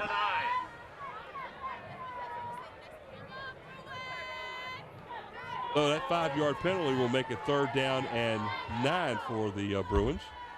I'm guessing pass on this play. You will probably guess right. Over the middle, overthrown. I think it was supposed to be underneath to Cooperwood, who would have been about 2 yards beyond the 1st down marker, but it's overthrown, incomplete. And right now, the passing game for the Bruins has disappeared. Once again, my humble opinion, I'm not a coach. I think they need to establish some run here. Jontel Evans needs some more touches. They've got to get that going or they're not going to be able to pass much. 4th down and 9 now for the Bruins in punting formation now. End over end punt. Oh! I tell you what, that young man just absolutely nailed the receiver of that ball, and that was number 30. Jarrell Rose for the Bruins is just as the guy was catching the ball, he is flattened. There's a flag on the play, too. That was Randall Dunn. He did not call for a fair catch. He did not. Randall Dunn took a big chance there. I never saw the hand go up. Well, let's see it. We ought to be able to see it right here.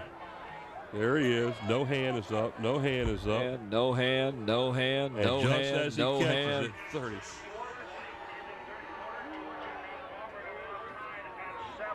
Who was the face mask that it on? might be a face mask.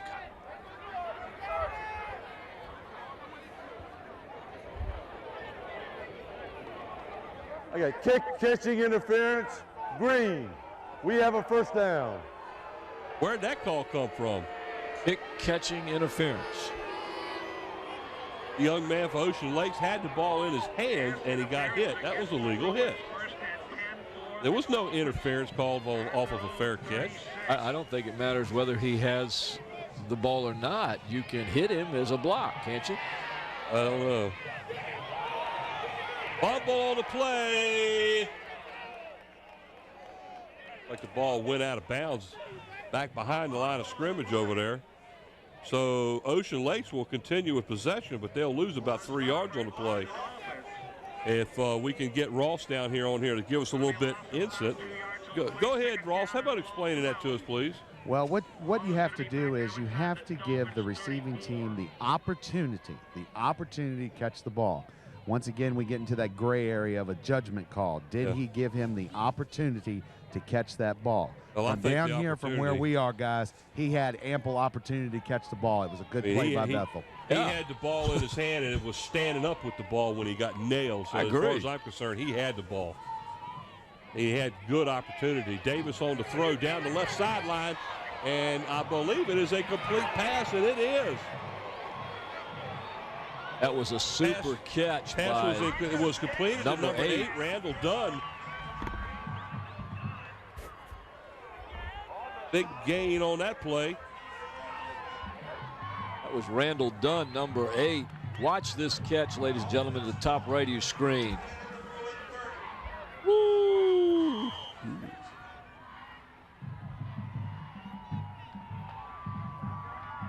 First and 10 for Ocean Lakes. Ball sits at the Bruin 30-yard line. Everybody's pointing every which way. Another flag is thrown. Lord. Dead ball, false start, goal. Man. 59. Well, thank you for telling us who it was. 5-yard penalty. First down at 15 now as the ball is marked off. Back to the Bruin 35-yard line. 2-0 Bethel in the second quarter. 3:50 to go here before halftime.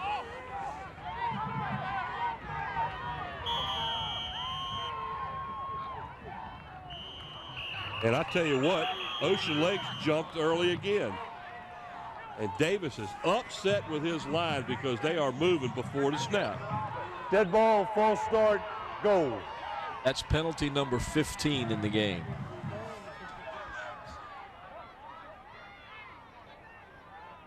Unreal. As Dr. Russo has left the building. We'd like to thank Dr. Russo for visiting the booth. He's a great guy. He comes up here for all the games and talks to us. He's very knowledgeable when it comes to sports and very supportive of all the Hampton schools. First and 20 now as the ball sits at the Bethel Bruin 40-yard line. There's a line, sets up the pass. He just tosses it up. This time it's intercepted. Underthrown.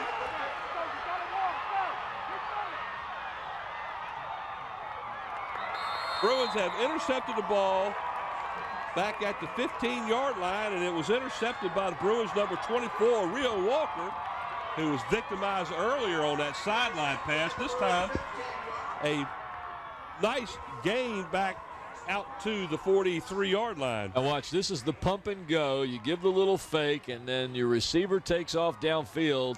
But this time the pass is not there. It's well underthrown. And that one was, again, intended for number 8, Randall Dunn, who underthrown this time, and the Bruins take advantage of it. 1st and 10 at their own 43-yard line.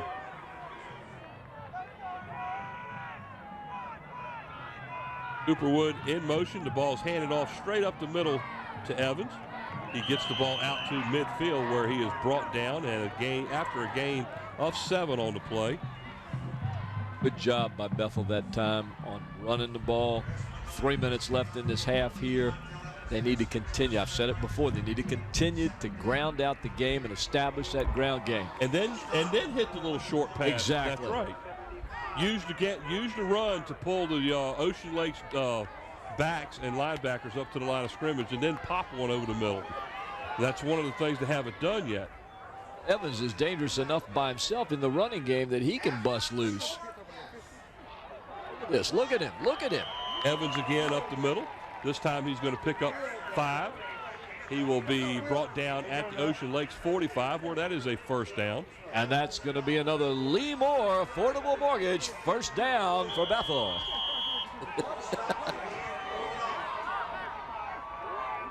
He kept driving. He kept moving. He kept pushing. We went without they have penalty to on keep the play. going Way to like go. this. 1st down and 10 at the 45. Back to pass is McGlone English. Oh, and he's deep. He went the wrong side of the field, though. Cooperwood was wide open on the near side over here. Pass was still well underthrown. The intended receiver for the Bruins was number 7, Franklin James. Incomplete pass brings up 2nd down. Cooper is down here on the sideline towards the near side, wide open. And look at the way the ball was thrown. He was hit as he was letting loose with it.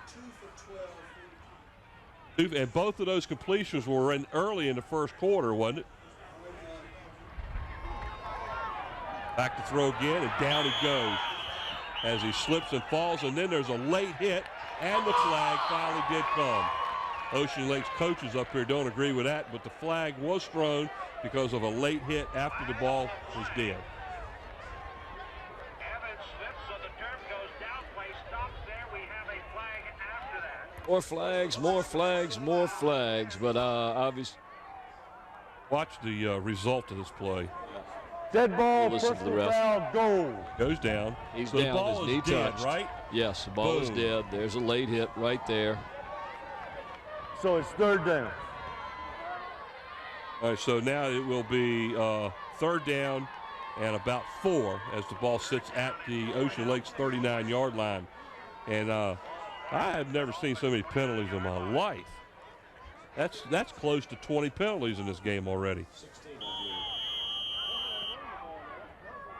Here we go, 3rd down and 4. McGlone English in the shotgun again. Back to pass. This time it's a draw play by McGlone English. He's not going anywhere. Ocean Lakes bottled out up right behind the line of scrimmage. He will lose about 4 on the play back to the 43-yard line. So that didn't work. I'm not sure that was designed to be a draw play. I think he looked up and he saw about 2 or 3 Ocean Lake defenders right there on him, and he had no choice but to tuck it under and try and make something out of it. Very well could have been. Number 66, Zach Brittner, now in to punt the ball for the Bruins. Back deep for the Dolphins is number 8, Randall Dunn. About a minute. Nelson stands there and waits for the ball as it bounces away from him inside the 20, inside the 15, and it is down at the 14. So we have a minute and 11 seconds to go here in the 2nd quarter. Again, the score is still the same. The Bethel Bruins 2 and the Ocean Lake Dolphins nothing. And this is WHCS Channel 46 Sports, bringing you playoff football from Darling Stadium on Saturday, November the 10th. And I can see it somewhere now. in here, Mike, I can see it now. No, you can't see Had it. they scored that 2 points? No, it wasn't on a safety. It was a single and a home run. No, it was a single, a double, and a triple. Let's see. I know you're watching this on tape, ladies and gentlemen, probably on November the 11th around 7 p.m. We're going to show this one more time on Tuesday, November the 13th at 7 p.m. So if you tune into this one late, please tune in again on Tuesday at 7 p.m. First and 10. I believe the handoff is to number 21 as he gets out to the 16-yard line, and I believe that went to Shamarko Thomas, the running back. Oh, I'm sorry, it was 22.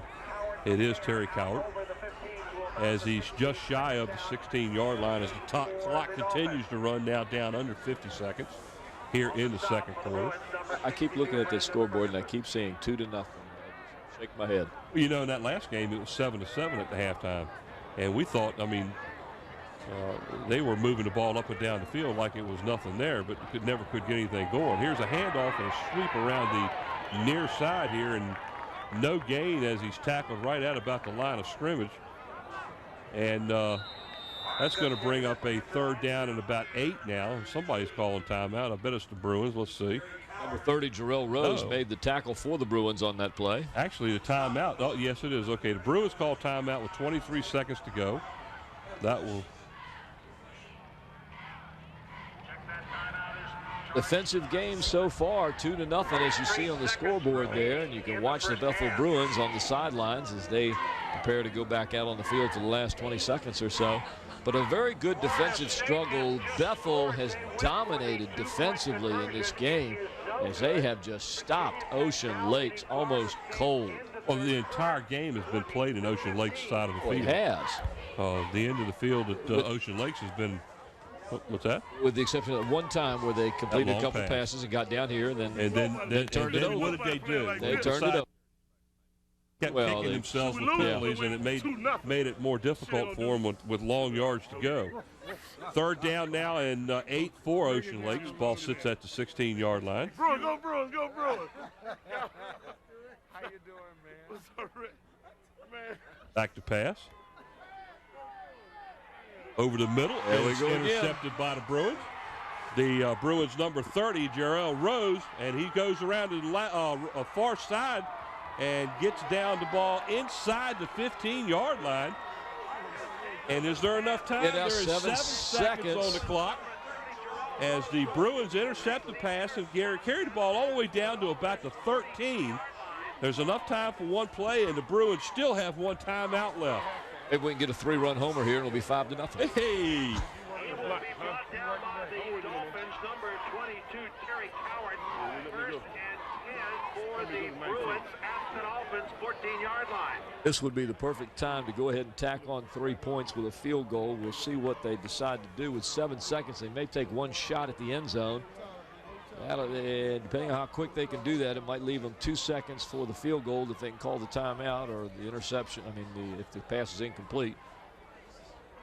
Still a lot of confusion. Now they finally get to play. The referee is telling them to put 2 seconds back on the clock. So they want to go up to 9 seconds.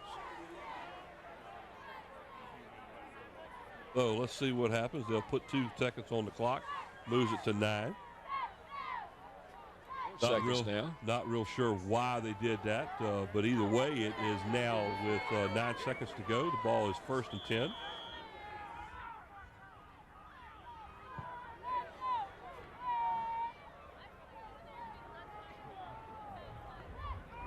Back to pass is McLeod English. Into the end zone is the pass, and both players, unfortunately, were tripping over each other, and there is a flag on the play. Like a couple of flags out there.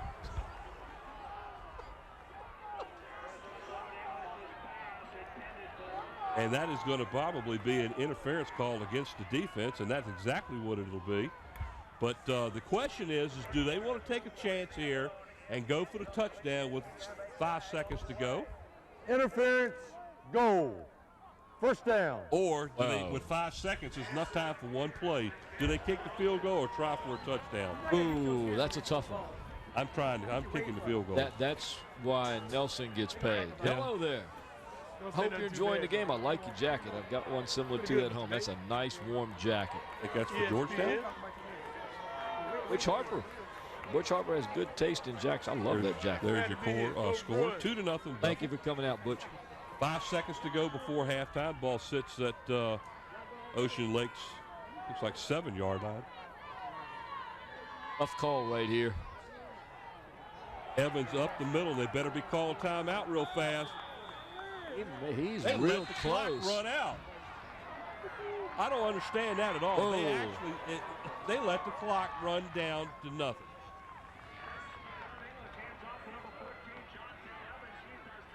Well, so we'll send it down to Ross Carney here in just a second as he's getting ready to have a chat with the Bruin coaching staff. But I tell you what, that was an opportunity right there to tack on 3 points, and they elected not to do it with 5 seconds to go. And first and goal at the 7, they hand the ball off to Jontel Evans, and he stopped short of the goal line. Well, you got to give credit to Jeff Nelson for taking that opportunity. He had a lot of confidence in his offense. He had a lot of confidence in Jontel Evans.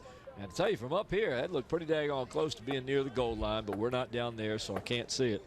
But when you got the confidence in there, you got to go with what you're going with. Well, you can see right now he's not real happy either about that last call or something else. And we're probably not going to be able to talk with him right now. But hey, Ross, what do you think down there?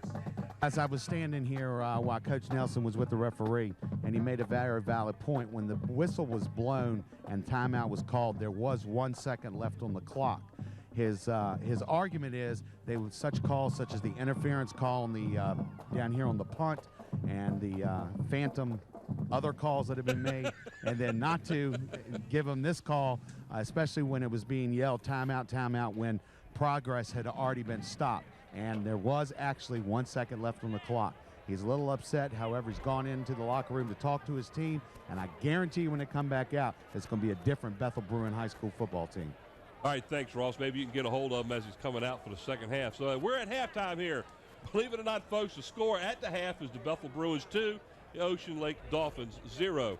Stay tuned for second half action here at Darling Stadium. We will be right back. It's WHCS Channel 46.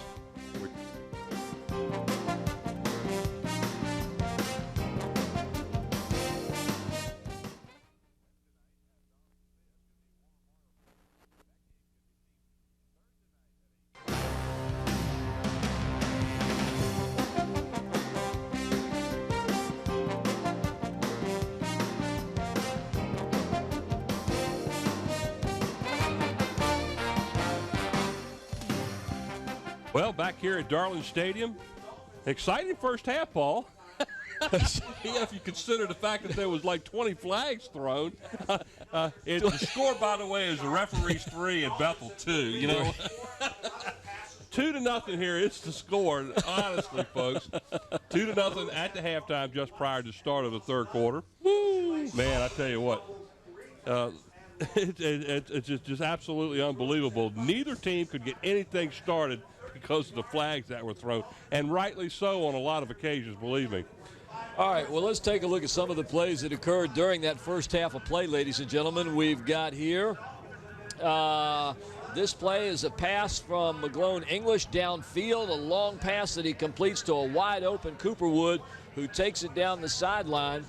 That was his first pass of the game, too, by the way. This one here is the scores. You'll see the safety when the quarterback is tackled in the end zone. Now, yes, you see him get a pass away, but, folks, that was intentional grounding, and he was in the end zone. There you see the tough Bethel defense in 2 shots here as they just put pressure on Ocean Lakes all day, forcing the fumble here. Ocean Lakes will get it back.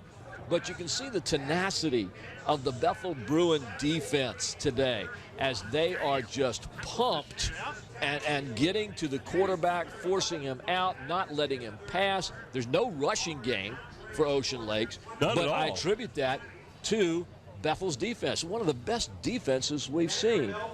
It's just been really good today as far as defense goes. On the other hand, it's concerned offensively for Bethel. And folks, we're here because of Bethel. So we're rooting for Bethel to win this Obviously, game. But offensively, they're not getting the ball to Jontel Evans, and that's something we talked about a little bit here at halftime. And they've gone away from the things that they were successful of throughout the whole season. So hopefully the coaching staff can see that, and in the second half they'll start going back to Jontel Evans. Well, they've been successful in passing, too. It's just that they need that complement of the running game, and they're not getting it today. So hopefully that's going to change. Ladies and gentlemen, today's halftime show has been brought to you by Old Point National Bank. proudly serving the families and businesses of Hampton Roads since 1923. Now offering a free gift with every new personal checking account. Stop by and visit any one of their 19 convenient offices throughout Hampton Roads. Old Point National Bank.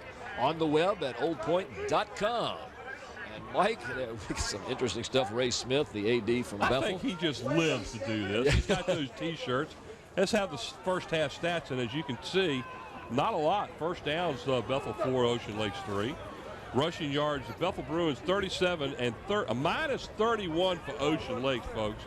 And obviously that had a lot to do with the fact that the Bruins defense just kept the quarterback on Ocean Lakes pretty well busy in the backfield.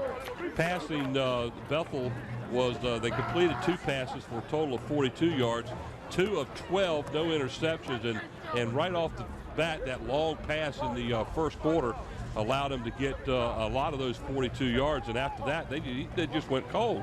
4 of 11 with 2 interceptions for Ocean Lakes. No punt returns, as both or most of the punts that were kicked tonight were basically just downed by the kicking team because neither one of the returners could get to the ball.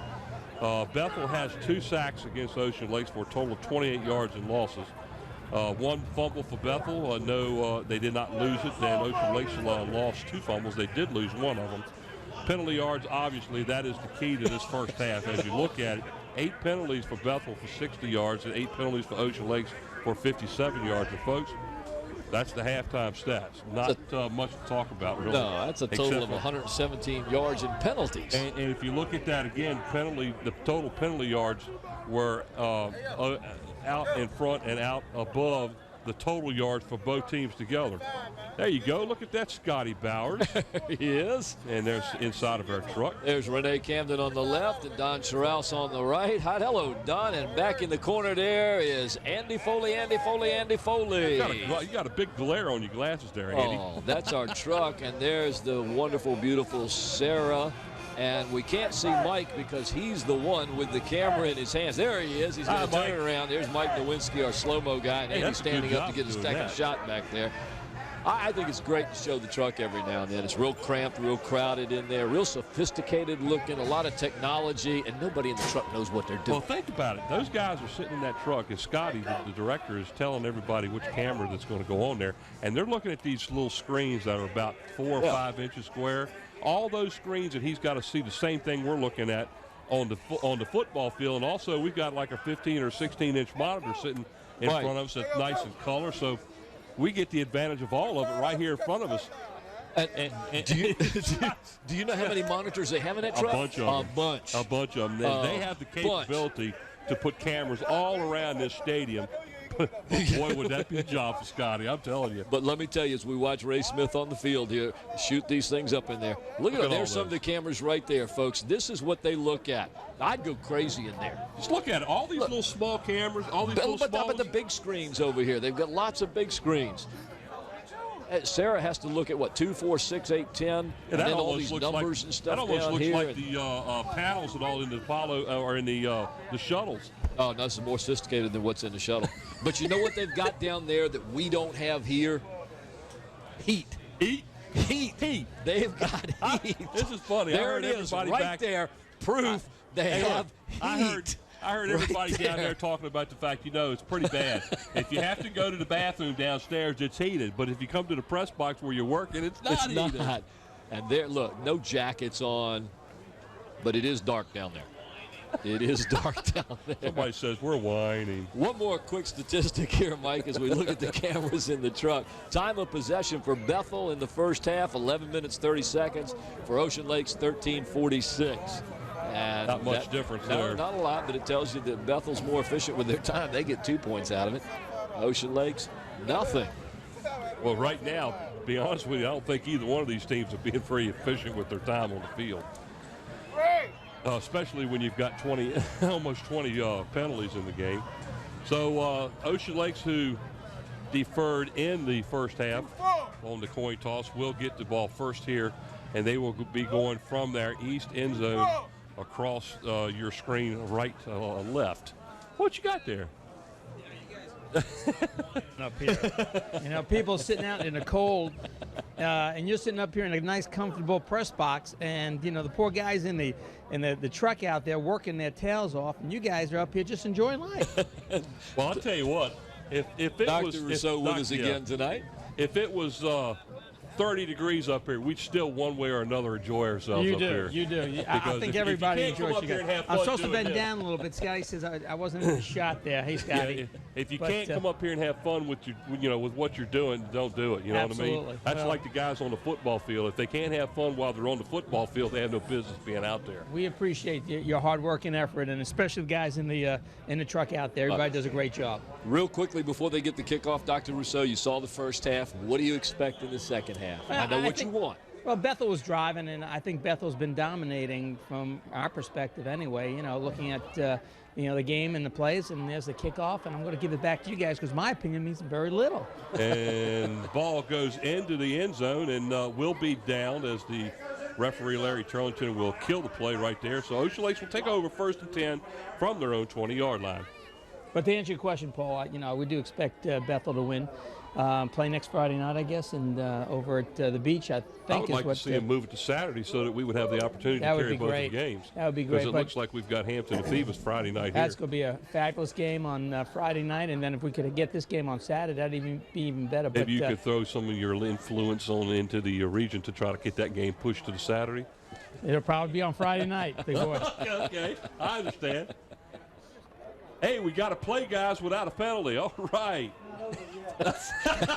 Don't speak too soon. Did you hear that from the other end of the booth? Yeah, too soon to say that. Well, Dr. Rousseau, thank you again for coming by, and please don't leave. Hang around. Well, we're going to pick your brain every now and then. Well, we appreciate it, but I think everybody wants to watch the ball game and continue to root for Bethel, and hopefully it'll be a successful night. I'm hoping so, too, as we watch the replay of that. We ought to really ask Dr. Rousseau because he's also associated with these referees because he referees. Well, it's a different organization. Tell him, Mr. Russo. That is definitely formerly refereed basketball. Yeah, you and what is it, Coach? What is it called? What do the basketball referees call themselves? What's the group name? Code 25 or something like that. What is it? You don't look familiar with that at all.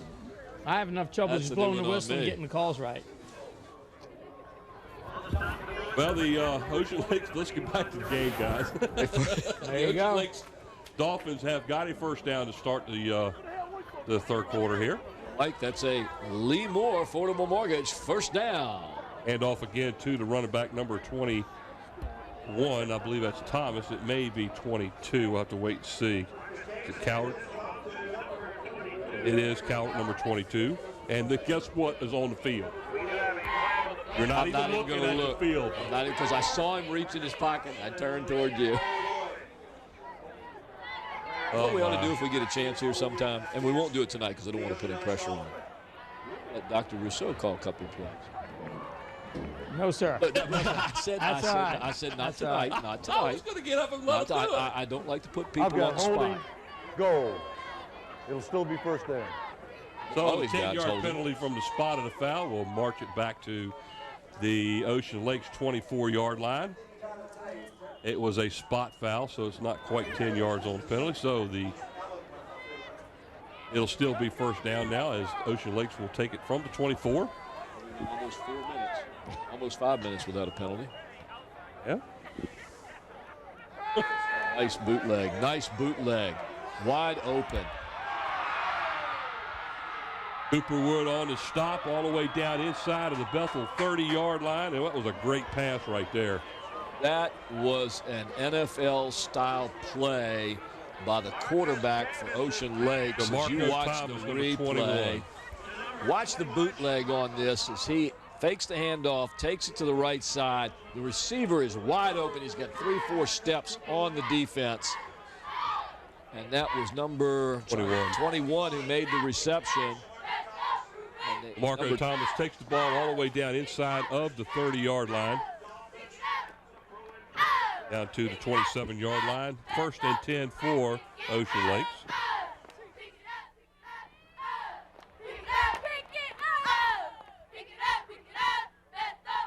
Hands the ball off to the Dolphins number 22. That's Cowart. Like he's going to pick up about 6 yards on the play. But some of the Bruin players talking to the referees, they were looking for another flag. Down to about the 21-yard line on the play. Here's the replay. You see the handoff. He goes around the right side, dives down, and gets to right at the 21. Second little down, one right there. Second down and 4 now for Ocean Lakes. In the shotgun now is the quarterback. Number 22 on the handoff up the middle.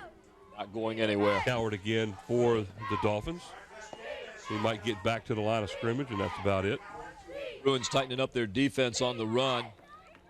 Third down and 4 now for the Dolphins. Ocean Lake's only success so far has mainly been through the air as the Bruins' tough defense stops the run on the replay here. Third and 4 now for the Dolphins at the 21-yard line. Dog. Davis this time takes him up to the line. Will set up under center. Two backs behind him is 21. That is Thomas, and 22 Cowart. Watch for a fade play. Back to pass, and that's exactly what he got. Incomplete, as the pass was intended, I believe, for number 8, which was their main receiver, Randall Dunn. I think it was Antoine Jarvis, I believe, number 1. Incomplete pass. That brings up 4th down and 4 from the 21. And it looks like the Dolphins will go for it. I'm not real sure they've got much of a field goal kicker. I didn't have any information on him, so I can't tell you about that. Might be a little bit outside the range. So we go with 4th down and 4 here, as Davis is in the shotgun right now. 3 wide outs to the near side and a tight end. The ball snapped over his head, and he's just going to fall on the ball. And they are going to lose a bunch on that one. But either way, it's a turnover on downs, as the Bruins are out there defensively, and they take care of business holding the Dolphins, and they will take over 1st and 10. And that snap was just launched. It just went. Why do we have this tray of food in front of us? Because Dr. Rousseau knew you were going to be hungry. Oh, well, we'll have to wait till the end of the game to eat it like we did last night, though. Well, I didn't wait till the end of the game. Look at that. Is this the kind of food you guys eat down there in the trailer? Or down in that room? Man. Don't smash it. I've already started eating some of this stuff. Yeah, he does. Look at that. Now, Scotty's upset because he doesn't get it from you. Oh, now he tells us. Scotty was down in the room eating himself. Huh? Oh, the Cookie Monster, Andy. All right. Gain of about 3 on the play for the Bruins. It'll be 2nd down and 7. Ball sits at the Bruins' 37-yard line. I hate to sound like a broken record, but let's see if they stick with the run here for a while. They need to take advantage of that 1,000-plus yard runner on the season, Jontel Evans. Sure do. 2nd down and 7 now. McGlone English in the shotgun like he's been all game. Cooper Wood on the move, and he takes the ball away from the quarterback and picks up about 4 or 5 on the play outside the 40. Looks like they're going to mark it at about the 41. On the replay, watch Cooperwood as he comes across. Can't find any running room on the far side of the field. Can't quite get that corner. Picks up of about 3 yards on the play. 3rd and 3 now, with the ball sitting at the 41-yard line.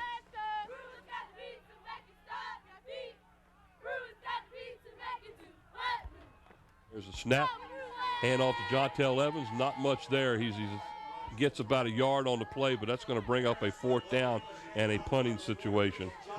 Well, they've gone to 3 straight running plays. We'll have to see what happens from there. Here's the replay as you see Jontel Evans come off this side. But again, just picks up a few yards, not enough for the 1st down. Real quickly, we're going to go through some of our sponsors periodically here over the next couple of minutes. And ladies and gentlemen, the 3rd quarter of this game is sponsored by Eric Thompson Realtor, a Hampton City Schools alumni and former athlete. Call Eric to buy, sell a home or property. Almost dropped the ball. Still he gets is off a nice able to punt. get it off, and It looks like number 8 there, Dunn, calls for and catches a fair catch there at the 30. So the Dolphins will take over 1st and 10 from their own 30-yard line. More of our sponsors, Zooms. We're proud to have Zooms as one of our sponsors, along with Kelly's Tavern, family dining with 2 locations at Port Warwick and at Coliseum Mercury Boulevard in Hampton. Also Tidewater Team Sports on Cannon Boulevard in Oyster Point, Newport News. And Solar Lighting of Virginia, along with Old Point National Bank for more than 20 years supporting football at Darling Stadium. And by Hampton Chevrolet Jeep Mazda. Little screen pass is a little bit overthrown. Flag holding and there. There's going to be a flag thrown against the Bruins, and Larry Turlington decides he wants to put his flag on the field too. Well, he just tackled the ball carrier before the ball carrier had the ball. Holding is called against the Bruins. That'll be 10 yards from the spot of the foul. While they go over this quarter is also sponsored by Jack's Family Restaurant at Pembroke and Woodland Avenue, by Affordable Mortgage with Lee Moore, the senior loan officer, and Abbott Realty, and Hampton's Commissioner of Revenue Ross Mugler, and the city treasurer Molly Joseph Ward, and Anna's Italian Restaurant. I think we've got an extra a flag here, because it looked like to me that one of the line judges was calling for a face mask on that. Let's wait and see what they have to say. Green. 1st down. Oh, so that's what it's going to be. 1st and 10. Ball sits at the 40-yard line of the Dolphins after the holding call by the Bruins. 2-0 here. Bethel out in front of the Ocean Lakes Dolphins.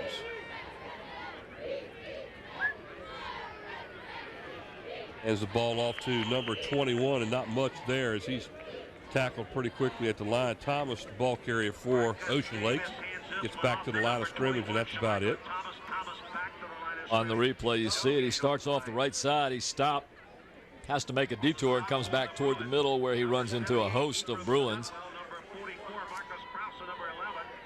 So again, the Bethel defense is stiffening up here, not allowing Ocean Lakes any yardage. Studwell on the stop for the Bruins. 2nd down at 10.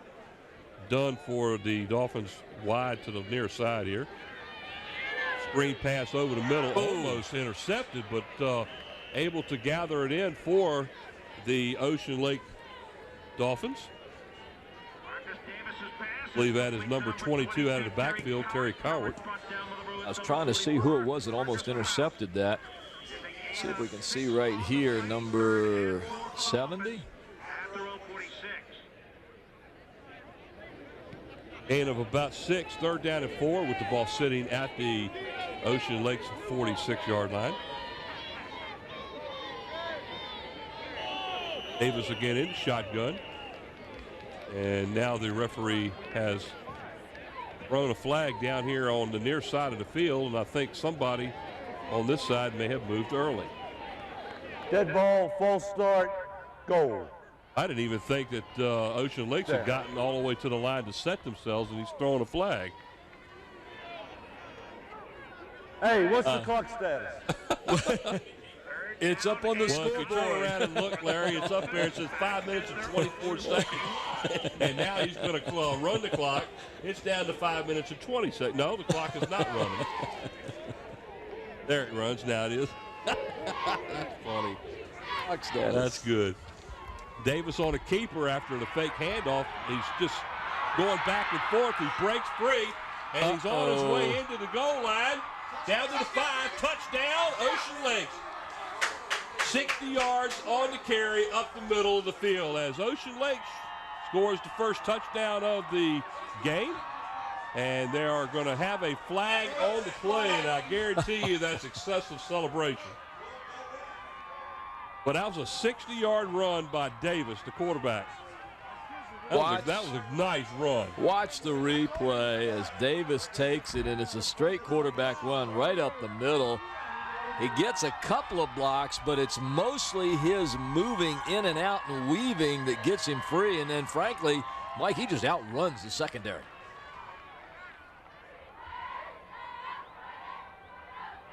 First time we saw the Bethel defense not able to stop the run tonight.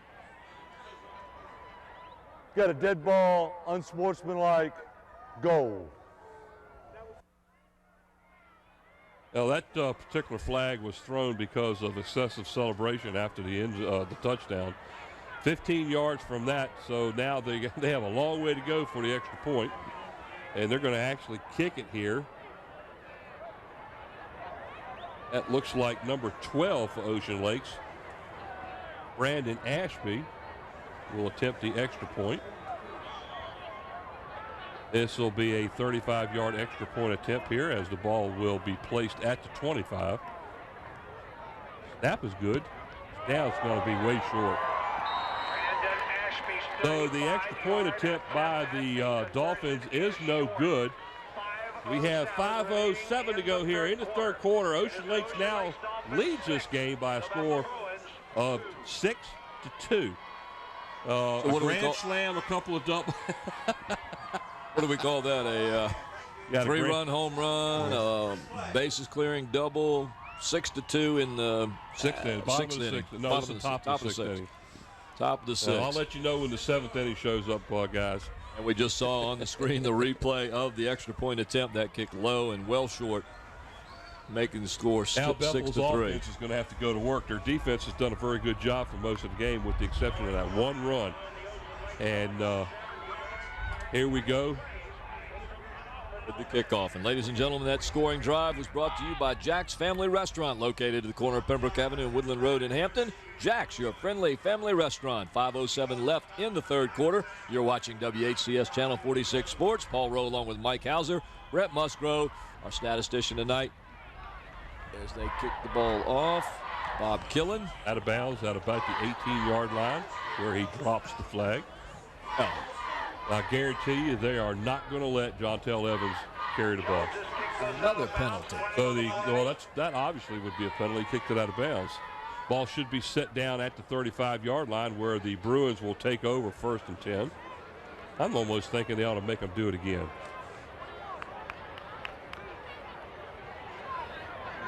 I think they're fine from the 35.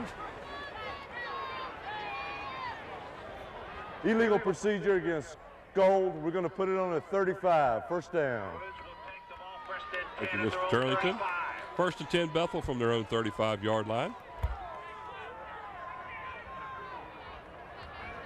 Owen English again will set up in the backfield in the shotgun with Jontel Evans beside him. There's 3 wideouts to the far side. You got a near side receiver and a carry to the near side, and nothing doing there, folks. Jontel Evans had nowhere to go on that play. That was a little bit of a misdirection play there, and it did not fool the Ocean Lakes defense a bit. They stayed home. Everybody stayed home on that one. You see him going left, and he comes back right, and they just fighting off the blocks down there, and Jontel Evans has nowhere to go. Back to the line of scrimmage on the play. 2nd down and 10 now for the Bruins.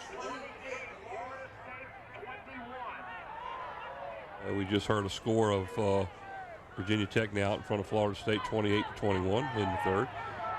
Here's a pitch out to Jontel Evans to the left, and he gets nothing. He's lucky to get back to the line of scrimmage, and that's it. Now all of a sudden, the Ocean Lakes defense beginning to get tough. Here's the pitch to Evans on the left-hand side. Normally, he'll get around this corner and pick up 5 or 6 yards on this play. He gets nowhere that time. Good lateral pursuit by the Ocean Lakes defense. Jonathan Godfrey, number 5, on the stop for the Dolphins. 3rd down and 10 now. Ball still sits at the 35. So far, they've run the ball 2 times and got nowhere. What do you think they're going to do now?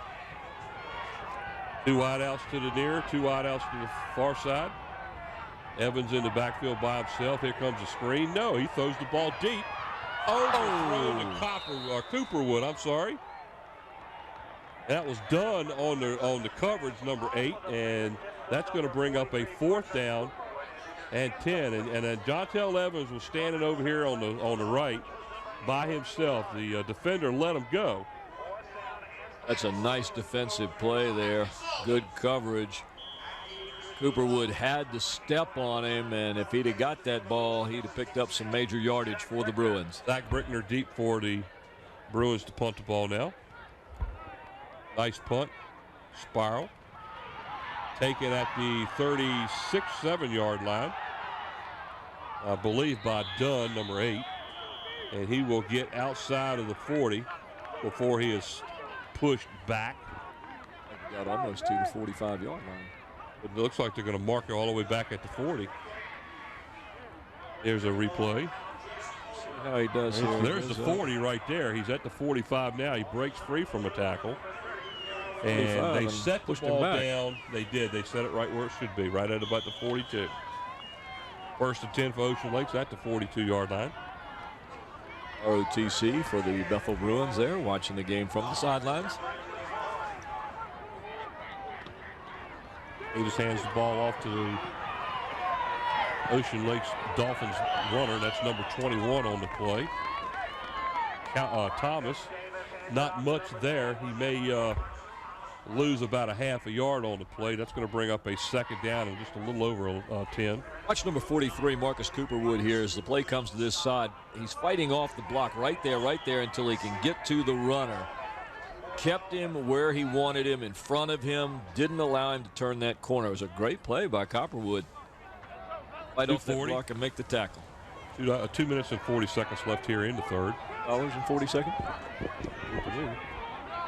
Yep, 40 seconds. There's a fumble on the play, and it's free.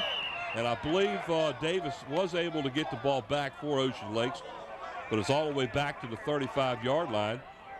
That's a loss of about 5 on the play. Here's the replay as the ball is mishandled on the snap. Like Dunn that got the ball, number 8. Just able to get that back in there. Third down now at about 17 for the Dolphins.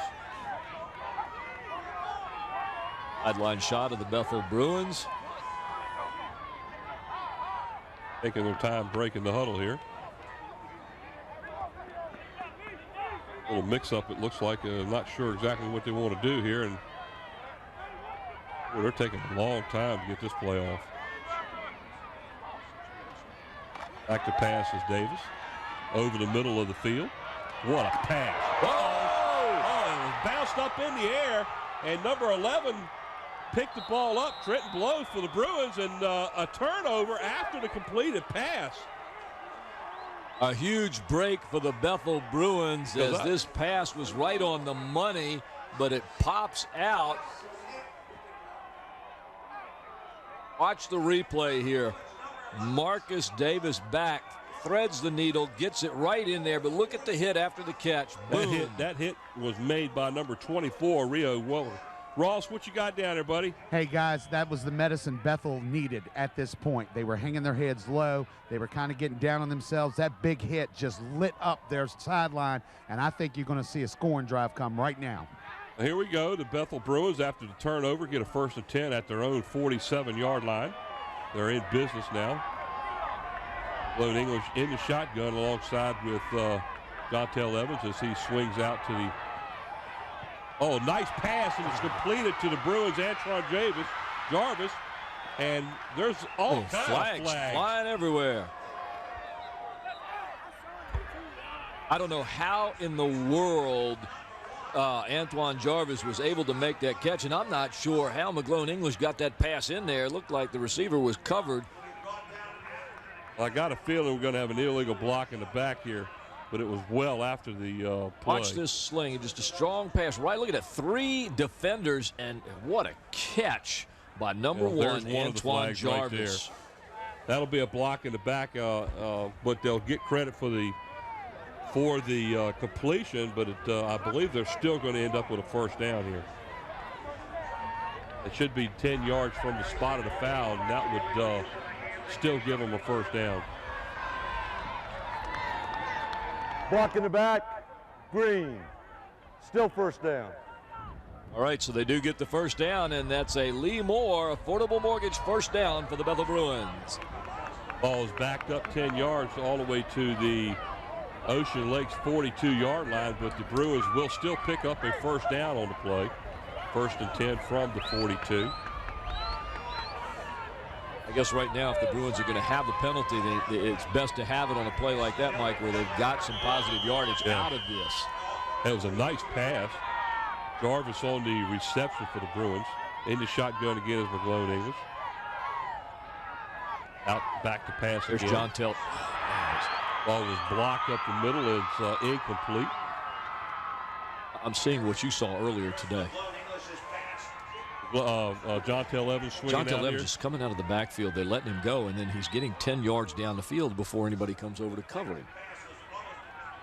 1:06 left in the third quarter here at Darling Stadium. You're watching WHCS Channel 46 Sports as we bring you the Bethel Ocean Lakes playoff game in the regionals.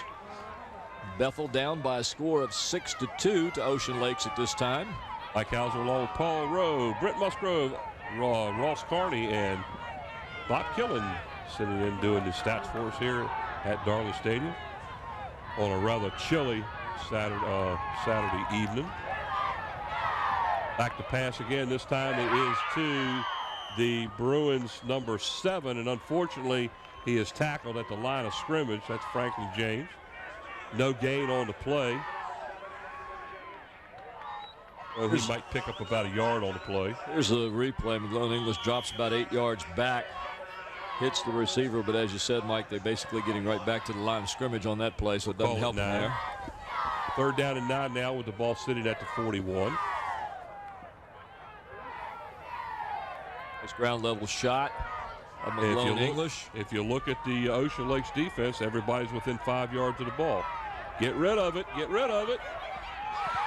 Almost intercepted by the Dolphins number 5, Jonathan Godfrey, and he dropped the ball, and the ball was basically underthrown. Guess who the intended receiver was?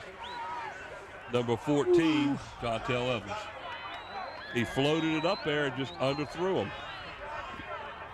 So on a 4th and 9, it looks like number 66 for the Bruins, Zach Brickner, will come in to punt the ball away. Back deep for Ocean Lakes is number 8, Randall Dunn. He is back on his own 13-yard line. Snap is good. Nice wobbly spiral. Takes the fair catch at the 15, so Ocean Lakes will take over 1st and 10 after holding the Bruins, and will start their drive 1st and 10 from the 15. 15 seconds left to go in the third quarter. WHCS Channel 46 Sports on a cool, cold, used to be rainy. I was getting ready to say, used to be wet. Cool or cold? It's cold. Saturday evening, and we've been here all day as we had a doubleheader. We brought you the Hampton Great Bridge game earlier today, where Hampton defeated Great Bridge by a score of, I believe it was 38-20. Now we're here with the Bethel Bruins. Hope they're going to score another touchdown or two so they can advance as well. There's a draw play up the middle to number 22. He breaks a tackle and finally brought down after a gain of about 12 yards on the play, and that was Terry Cowart on the carry for the Ocean Lakes Dolphins. Another 1st down for the Dolphins. Bruins are lucky here. This young man escaped 3 tackles before he was finally brought down, and that's another Lee Moore Affordable Mortgage 1st down, but it's also the end of the third quarter. The 1st quarter, my goodness. We've been here all day long. So at the end of 3 here at Darling Stadium, Ocean Lakes leads the Bethel Bruins by a score of 6-2. And I tell you what, Bethel's offense better get in gear here, because right now they're down by 4, and in the third quarter they didn't show anything. Nope, they've got 12 minutes to put some points on the board, Mike. And ladies and gentlemen, in the fourth quarter will be sponsored by Park Lawn Wood Funeral Home, by Zooms, by Kelly's Tavern, Tidewater Team Sports, Solar Lighting of Virginia, Old Point National Bank, Hampton Chevrolet Jeep Mazda, Jack's Family Restaurant, Affordable Mortgage, Abbott Realty, Hampton's Commissioner of Revenue Ross Mugler, and the City Treasurer Molly Joseph Ward, and Anna's Italian Restaurant. Once again, by Park Lawn Wood Funeral Home, located at 2551 North Armstead Avenue. Nancy Staten, the director.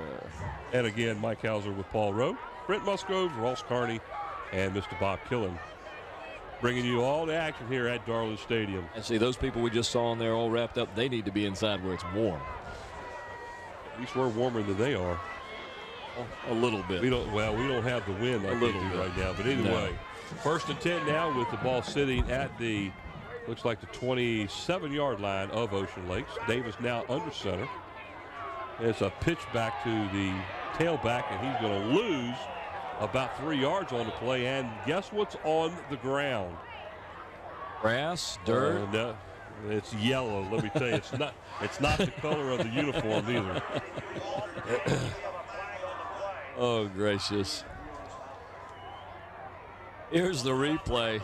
Watch number 4 for the Bethel Bruins come in there and make a hard tackle. And that was Tyler Blow, the linebacker. Be against Ocean Lakes because they're sitting there talking to number 4 there of the Bethel Bruins, Tyler Blow. I've got a hold, goal. Still first down. Now, let me ask you something. If you got a holding on the call, how did the referee on the other side of the field see a hold? See where the flag over there was thrown? All the way across the other side of the field, about a yard off the sideline. And this flag over here, right in front of the Bethel Bruins bench, was also thrown in the same spot, about a yard off the sideline. How in the world is that referee on that side of the field able to see a hold call on this side of the field? I can answer that question. What's that? Great eyesight. I was going to say you must have had great eyesight. Pair of these here. Great eyesight. Right. Oh, goodness. 10-yard penalty from the spot of the foul. Make it first down at about 22 now for the Dolphins. Davis again now under center in the I formation. 3 wideouts. There's a little quick pass down the right sideline. Cooperwood! Interception all the way in for the score. I'm searching the field for flags. I'm looking. No flags on the field, folks. Touchdown. Marcus Cooperwood on the interception for the score. As the Bruins now are out front 8-6. Here we go. Watch Marcus Cooperwood. This ball is just put up there. It's anybody's ball. And Cooperwood, even though it jumps up second, does grab it right out of the receiver's arms. And there's nobody in front of him. It was intended for done, and that was 6 from the time he caught it. He knew that as soon as he came down and looked ahead of him, and he didn't see anything but green grass. Like number 15 for the Bruins, and that is Maddox for the extra point. Kick is up, and it's definitely far enough, and it's good. So the Bruins are out in front now by a score of 9-6 with 11:34 to go here in the fourth quarter play. Scoring drive was a 1 yard, actually one play, but it's not a scoring drive because it wasn't on the offense. It was a defense. That's okay. The defense is scoring all the points, and that's a scoring drive. As we watch this replay, here it is again.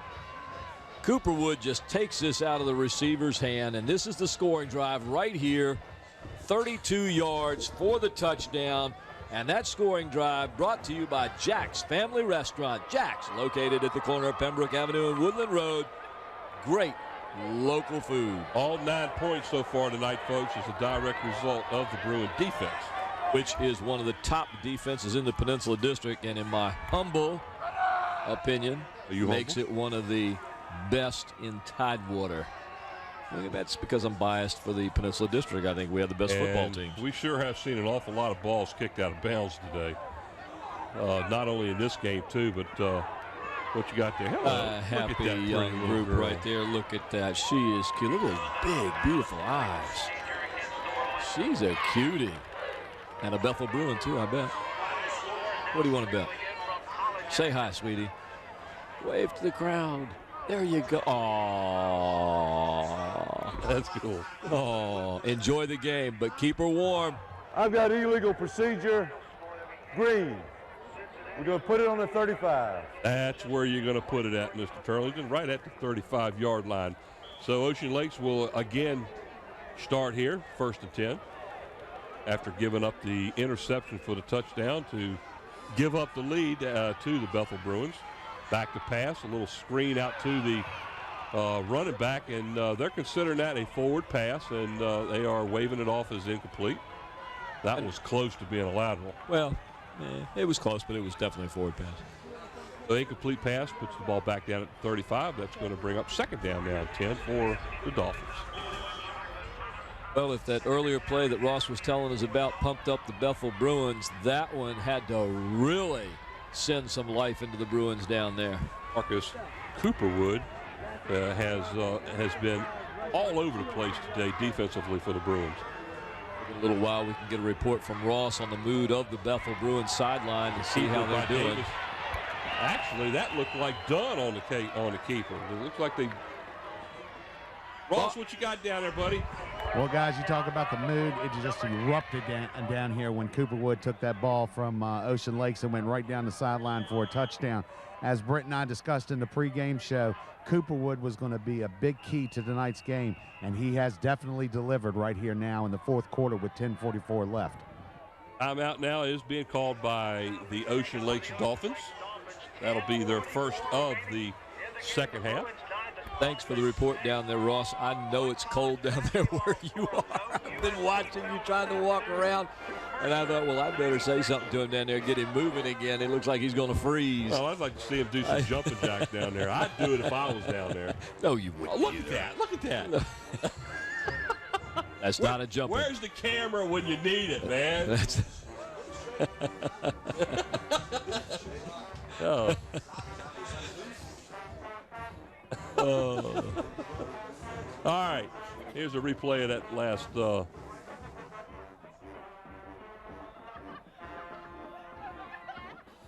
that was going to be the replay, but we couldn't get it. So here we go. It's third down now and 8-4 Ocean Lakes.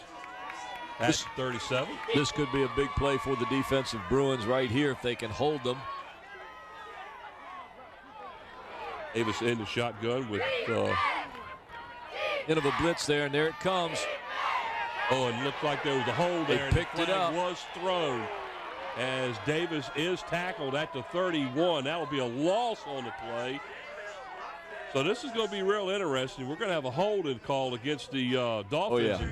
It was a loss on the play as Davis was sacked for about a 5-yard loss. Number 4, Tyler Blow, edged up on the front line. He faked blitz and then came on the blitz. They tried to pick him up in the backfield.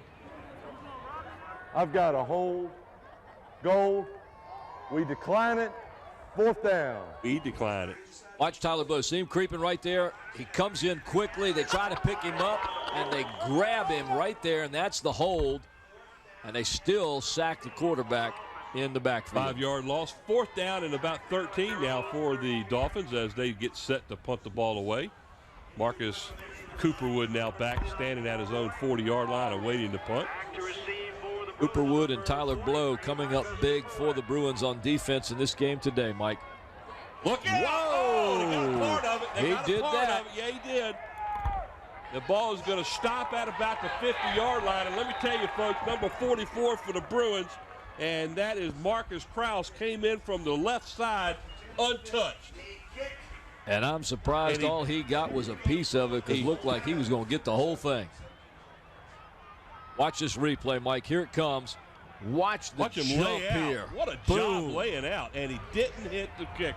Exactly. That was what I was going to point out. He got up far enough to where he went past the kicker, got part of the ball. 17 yards on the punt. The Bruins take over first and 10 at midfield. 10:05 left in the game. 9-6 your scores. You see it on the Old Point scoreboard. Old Point National Bank. Old scoreboard.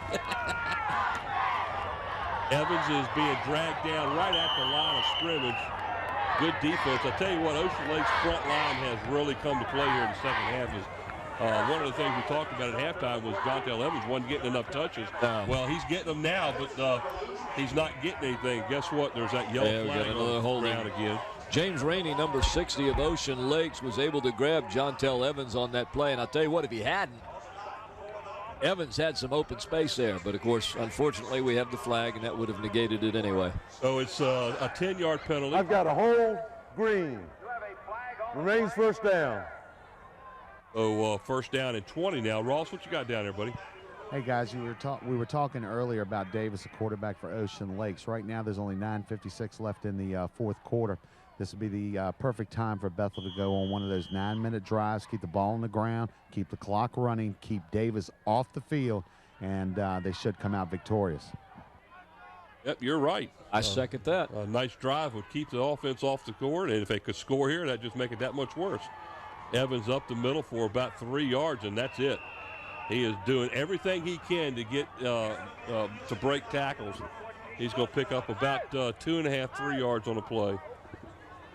But there's 4 things that are slowing down Evans, and those 4 things are Marquis Dunston, James Rainey, Ryan Sparley, and Reuben Moulton, the front line of the Ocean Lakes defense. They're doing a great job right now here in the fourth quarter. They are. Second down and long for the Bruins.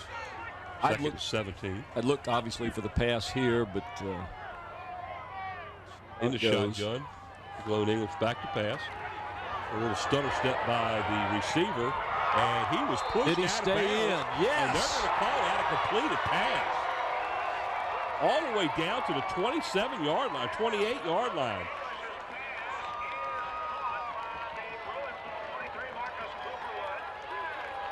That was one whale of a catch. Well, it wasn't so much the catch as keeping his feet in bounds. Watch the replay. Glone English with a good pass. But watch Cooper Wood here. Watch him turn. He has to turn around and slow down and watch his feet. His Boom, foot was in bounds. boom. That was a great play. Held onto the ball.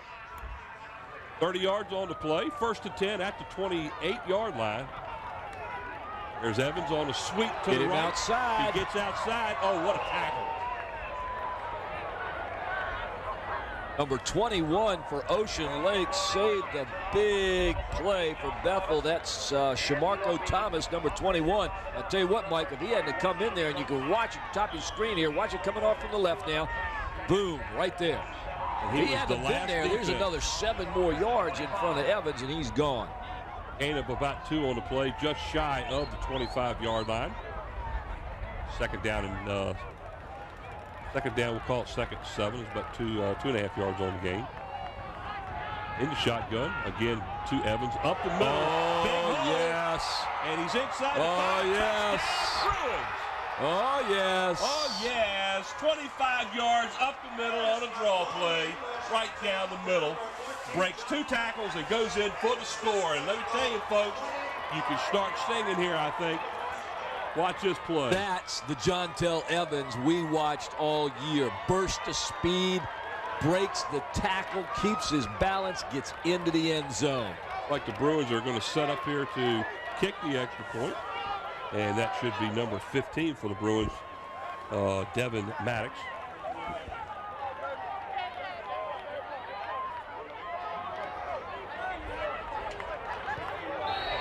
And the kick is up, and it is good. So, with 7:59 to go here in the fourth quarter of play, the Bethel Bruins are out front of the Ocean Lake Dolphins, 16-6. Here's the replay, Mike, and as we watch this, I understand it's now Jontel Evans with 120 yards in the game. This is a great running drive for Jontel Evans. Well, that's been a key here in the last couple of games that we've watched here in the playoffs, and the key has been the running attacks. That scoring drive was brought to you by Jack's Family Restaurant, and that was Jontel Evans on the scoring drive for the Bethel Bruins. 16-6, 8 minutes left in this game. The Bethel defense continuing to play outstandingly. If that's a word. Outstandingly? Yeah, sure. I made it up. Takes the catch at the 15-yard line. And he is dropped at the 32-yard line as a nice little run back. We haven't decided on our players of the games, but I can tell you right now that's probably one of the good ones there. We just have to pick another one. and I think the other one is real obvious too. Here, let me write it down.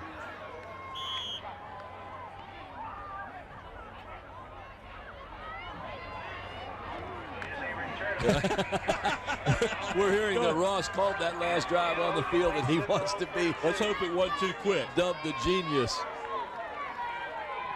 Here's a misdirection play, and it looks like he is going to come back about to the line of scrimmage, and that's it, as the ball carrier was number 21, Shamarka Thomas.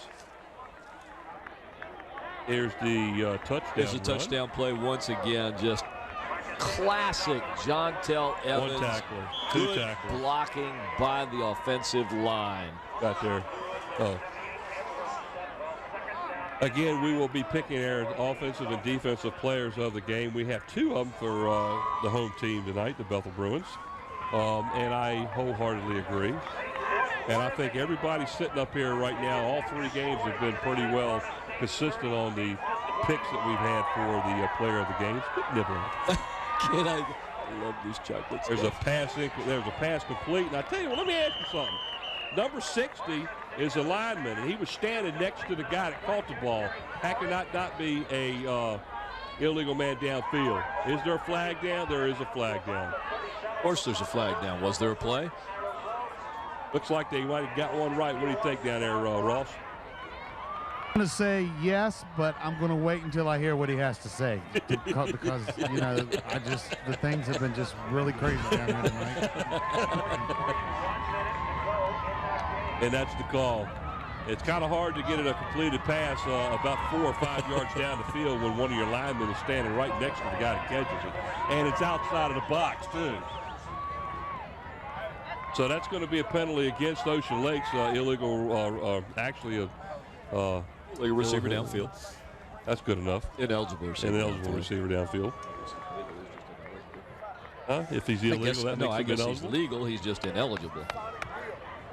I'm sure that he's on the roster. Downfield, go. I'm sure he's on the roster, so that should make him legal, right?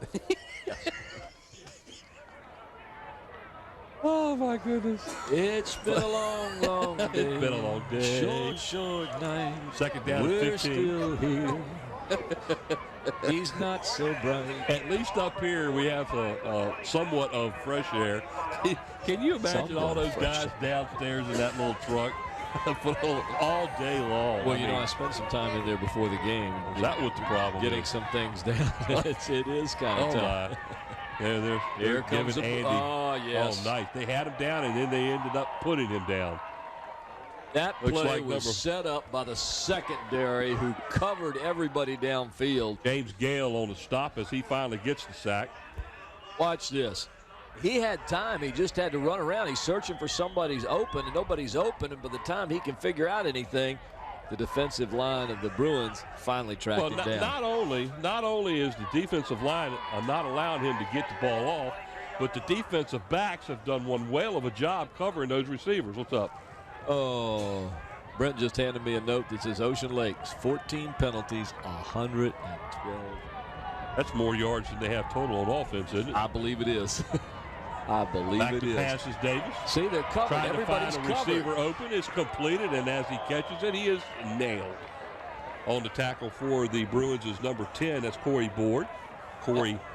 And that was number 7, Justin Hunter. And, Mike, he had to come back almost 10 yards in order to get that because he was covered. The quarterback's running away. And, of course, they tell you when that situation arrives, run to the quarterback. 4th down now and 10. And we are getting crunch time now. 5:20 on a running clock. 16-6 is the score. The Bruins out in front. It looks like the Ocean Lake Dolphins will go on 4th down here. It's awful deep in their territory. What? Where's the clock running to? I don't know. Well, you said it was a running clock. I was wondering where it was running to. It looks to me like it's running. Now it's under 5 minutes. Stays right there. Back to passes Davis. Screen over the middle. And he fumbles the ball. He is hit. He is absolutely. That's what, the 3rd or 4th time one of their receivers after catching it. And the fumble is recovered by the Bruins. And on the recovery, I believe, is number 78 for the Bruins. That is Ephraim Studwell as he recovers the fumble. It would have been turned over to Bethel anyhow because it was a 4th down play. So the Bruins take over a great field position here. They will start this drive 1st and 10 at Ocean Lake's 37-yard line. Another outstanding play by the Bethel Bruins, who continue to dominate on defense, Mike. I'm all in favor of giving the entire defensive squad player of the game. What do you think? Oh, well, I would be too. I don't think they're going to let us do that, but... Hand off up the middle. See, that time they ran the ball again to Jontel Evans. He gets the ball near the 35-yard line. Gain of 2 on the play, 2nd down and 8. If the offensive line for Bethel can step up right here, they can run this game into the ground by continuing to go with Jontel Evans, letting him add on to his 100-yard day today. If Bruins can get in here and score a game, we might be able to strike up the band.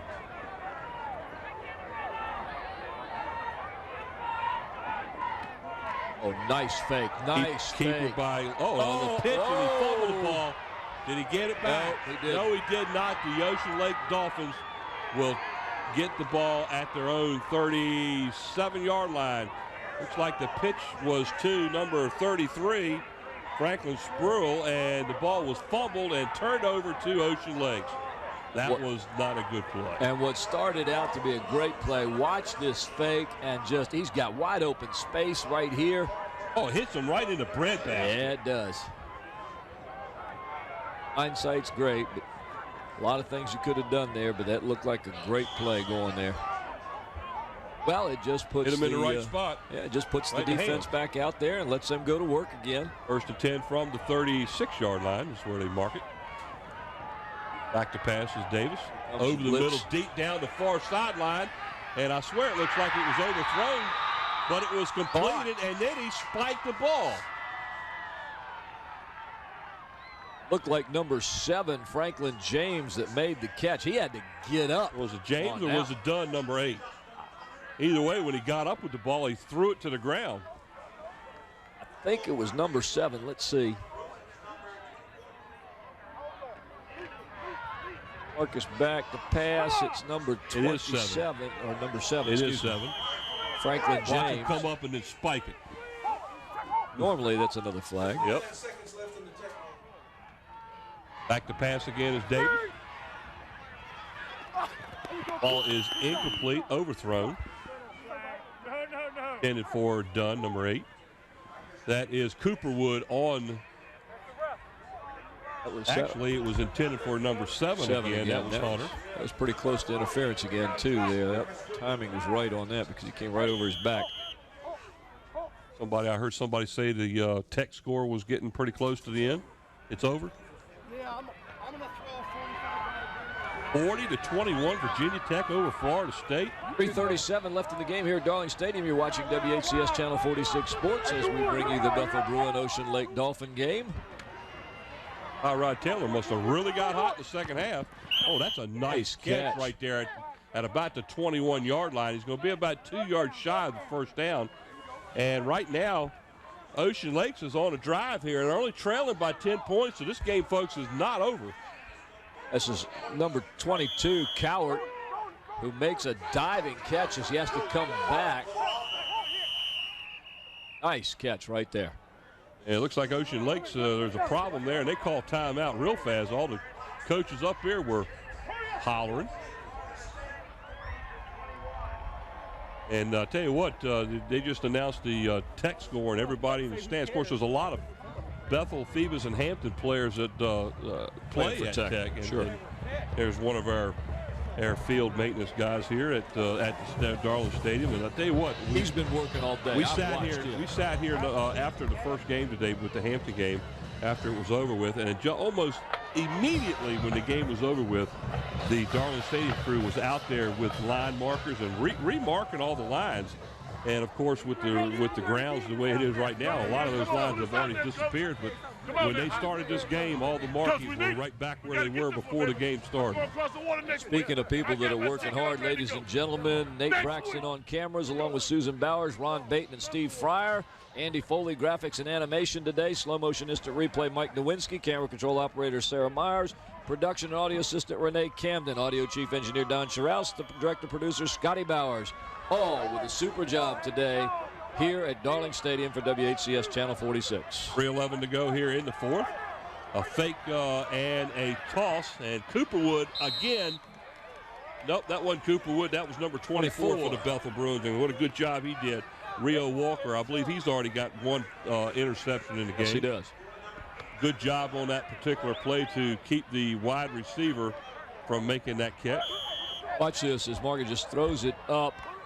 This is a leap and catch. He's been throwing a lot of these recently. Well, he's got a couple of 6'5" receivers that he can do that to, and give the defensive backs for the Bethel Bruins credit. They've done a very good job being able to help contain that. Davis on the sweep, being flushed out. He's got no place to go. He gets around that corner though, and he gets all the way down near the 20-yard line before he's forced out of bounds.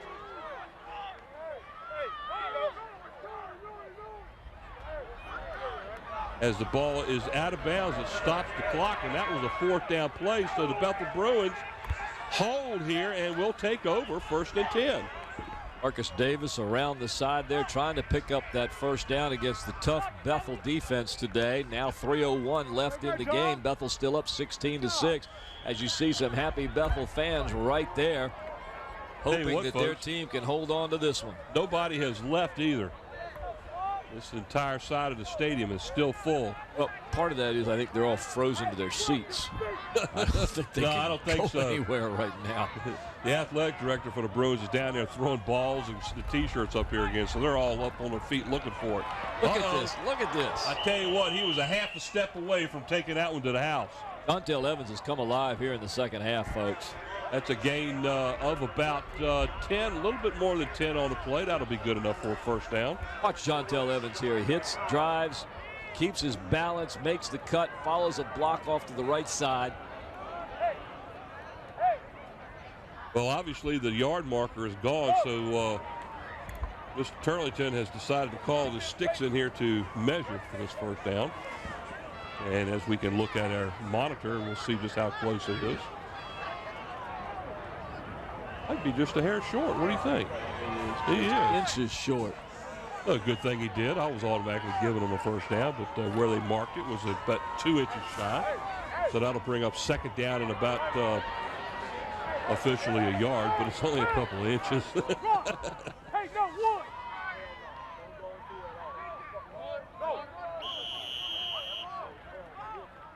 Man, what a long day this has been. 2nd down and short now for the Bruins at the 30-yard line. Quarterback keeper? McGlone English. On a keeper up the middle. He gained a yard or 2. Obviously has a 1st down. Looks like they're going to give him about 3 all the way out to the 33-yard line. So 1st down for the Bruins as they will maintain possession of the ball and, more importantly, keep the clock rolling. Exactly.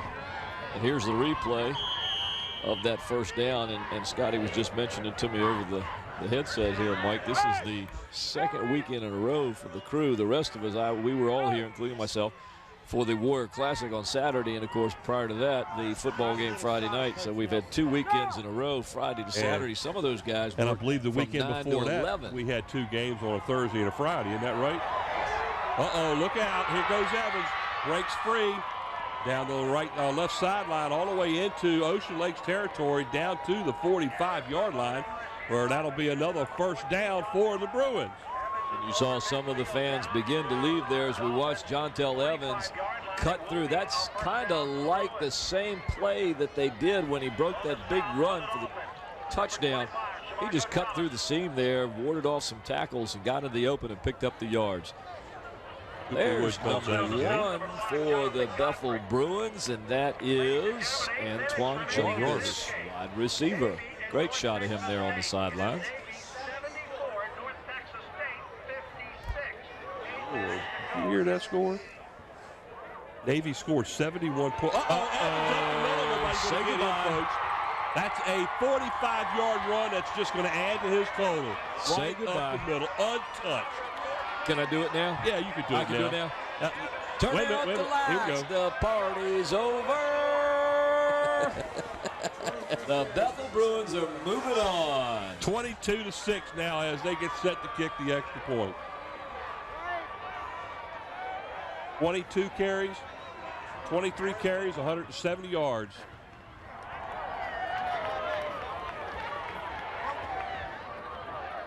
Our players of the games will be coming up here shortly. We have chosen very deserved young men. With no doubt about these two tonight. Of course, remember, folks, that if we could, and we can't, but if we could, we would have put up the entire Bethel defense for player of the game. They've done a great job in containing that potent offense of Ocean Lakes. And Ocean Lakes will fall to 8-3 on the season, and the Bethel Bruins will end up, they will continue to play here in the Eastern region, as they will probably travel next week to the South Side, and they will have a 10-1 record now. They've got a minute and 20 seconds left. 23-6 is the score. Oh, he does? Okay. And at the end of this game, stay tuned, because we're going to have a recap of 6 major plays from this game that were really telling tales as to how this game actually went. Mike Nowinski, our replay guy, has put together something for everybody to be able to see how this game progressed throughout the day. Kicking off now for the Bruins, number 15. Maddox. And it looks like he's going to kick it out of bounds again. This time, it did bounce out of bounds. Is he going to put the flag out of bounds there? Yeah, he did. He finally dropped it. Yeah. There's number 14, Jontel Evans. We just got a quick shot of on the sidelines. And they'll set the ball down at the 35-yard line, where Ocean Lakes will take over 1st and 10, as we are down to a minute 20 here. Get screen. We're going to put it on the 35. Minute 20 to go here in the 4th quarter of play, as the Bethel Bruins out front 23-6, as they are on their way to the 2nd round, the semifinals of the Eastern Region Division 6 playoffs here for 2007. Let's see, we've got Hampton, Phoebus in this, and Phoebus, and Hampton, and Bethel, and Bethel. So we get all three of our Hampton schools moving on. Unfortunately, 2 of the Hampton schools will be playing each other, I think, next week. Well, there's a handoff up the middle. I believe it's the number 22 of Ocean Lakes. That's Terry Cowart. It's Davis, number 33. Oh, it's a new player, huh? Davis, number 33. Did you see that off the screen? Yes, saw that right there. Oh, very good. Let me turn this. See this thing here. Haven't we had 3 good games, though, this weekend? 3 excellent games. Phoebus on Friday night did what they had to do to take care of business. Hampton came in here and after a 7-7 tie at halftime, blew them away. And Jontel Evans, as we see right there, what a game he's had. Over 170 yards on the night. And I tell you what, rushing for all 3 teams has been outrageous. Pass down the sideline. Another interception there is Cooperwood. Marcus Cooperwood. Guess what? On the interception at the 35-yard line. And down he goes at the 25-yard line. And, folks, anytime you want to put up our players of the game would be fine with me. Here they are. And what can you say? That's at least 2 interceptions tonight for Cooperwood, and what a job he's done. He's been all over the place, knocking down passes, intercepting passes. And we don't need to say much about Jontel Evans. You saw him, ladies and gentlemen, over 100 yards rushing today.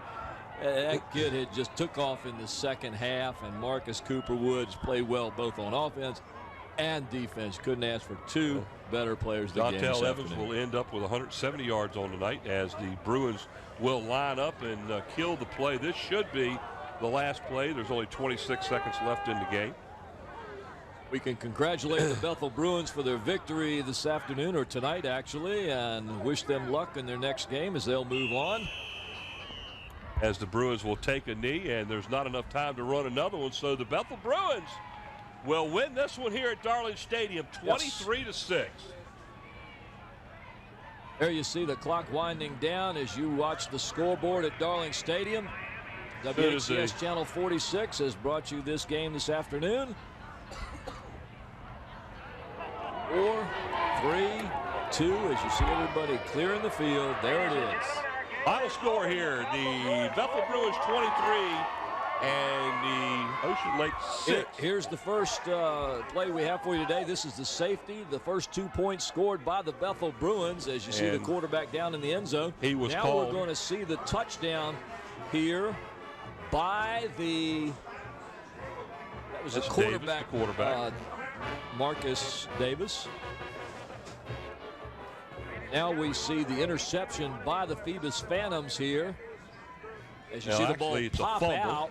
Well, fumble, interception, fumble. Yep, by the Bethel Bruins. And, of course, that is number 11 for the Bruins, Trenton Blow. That sets up a long drive, culminated by.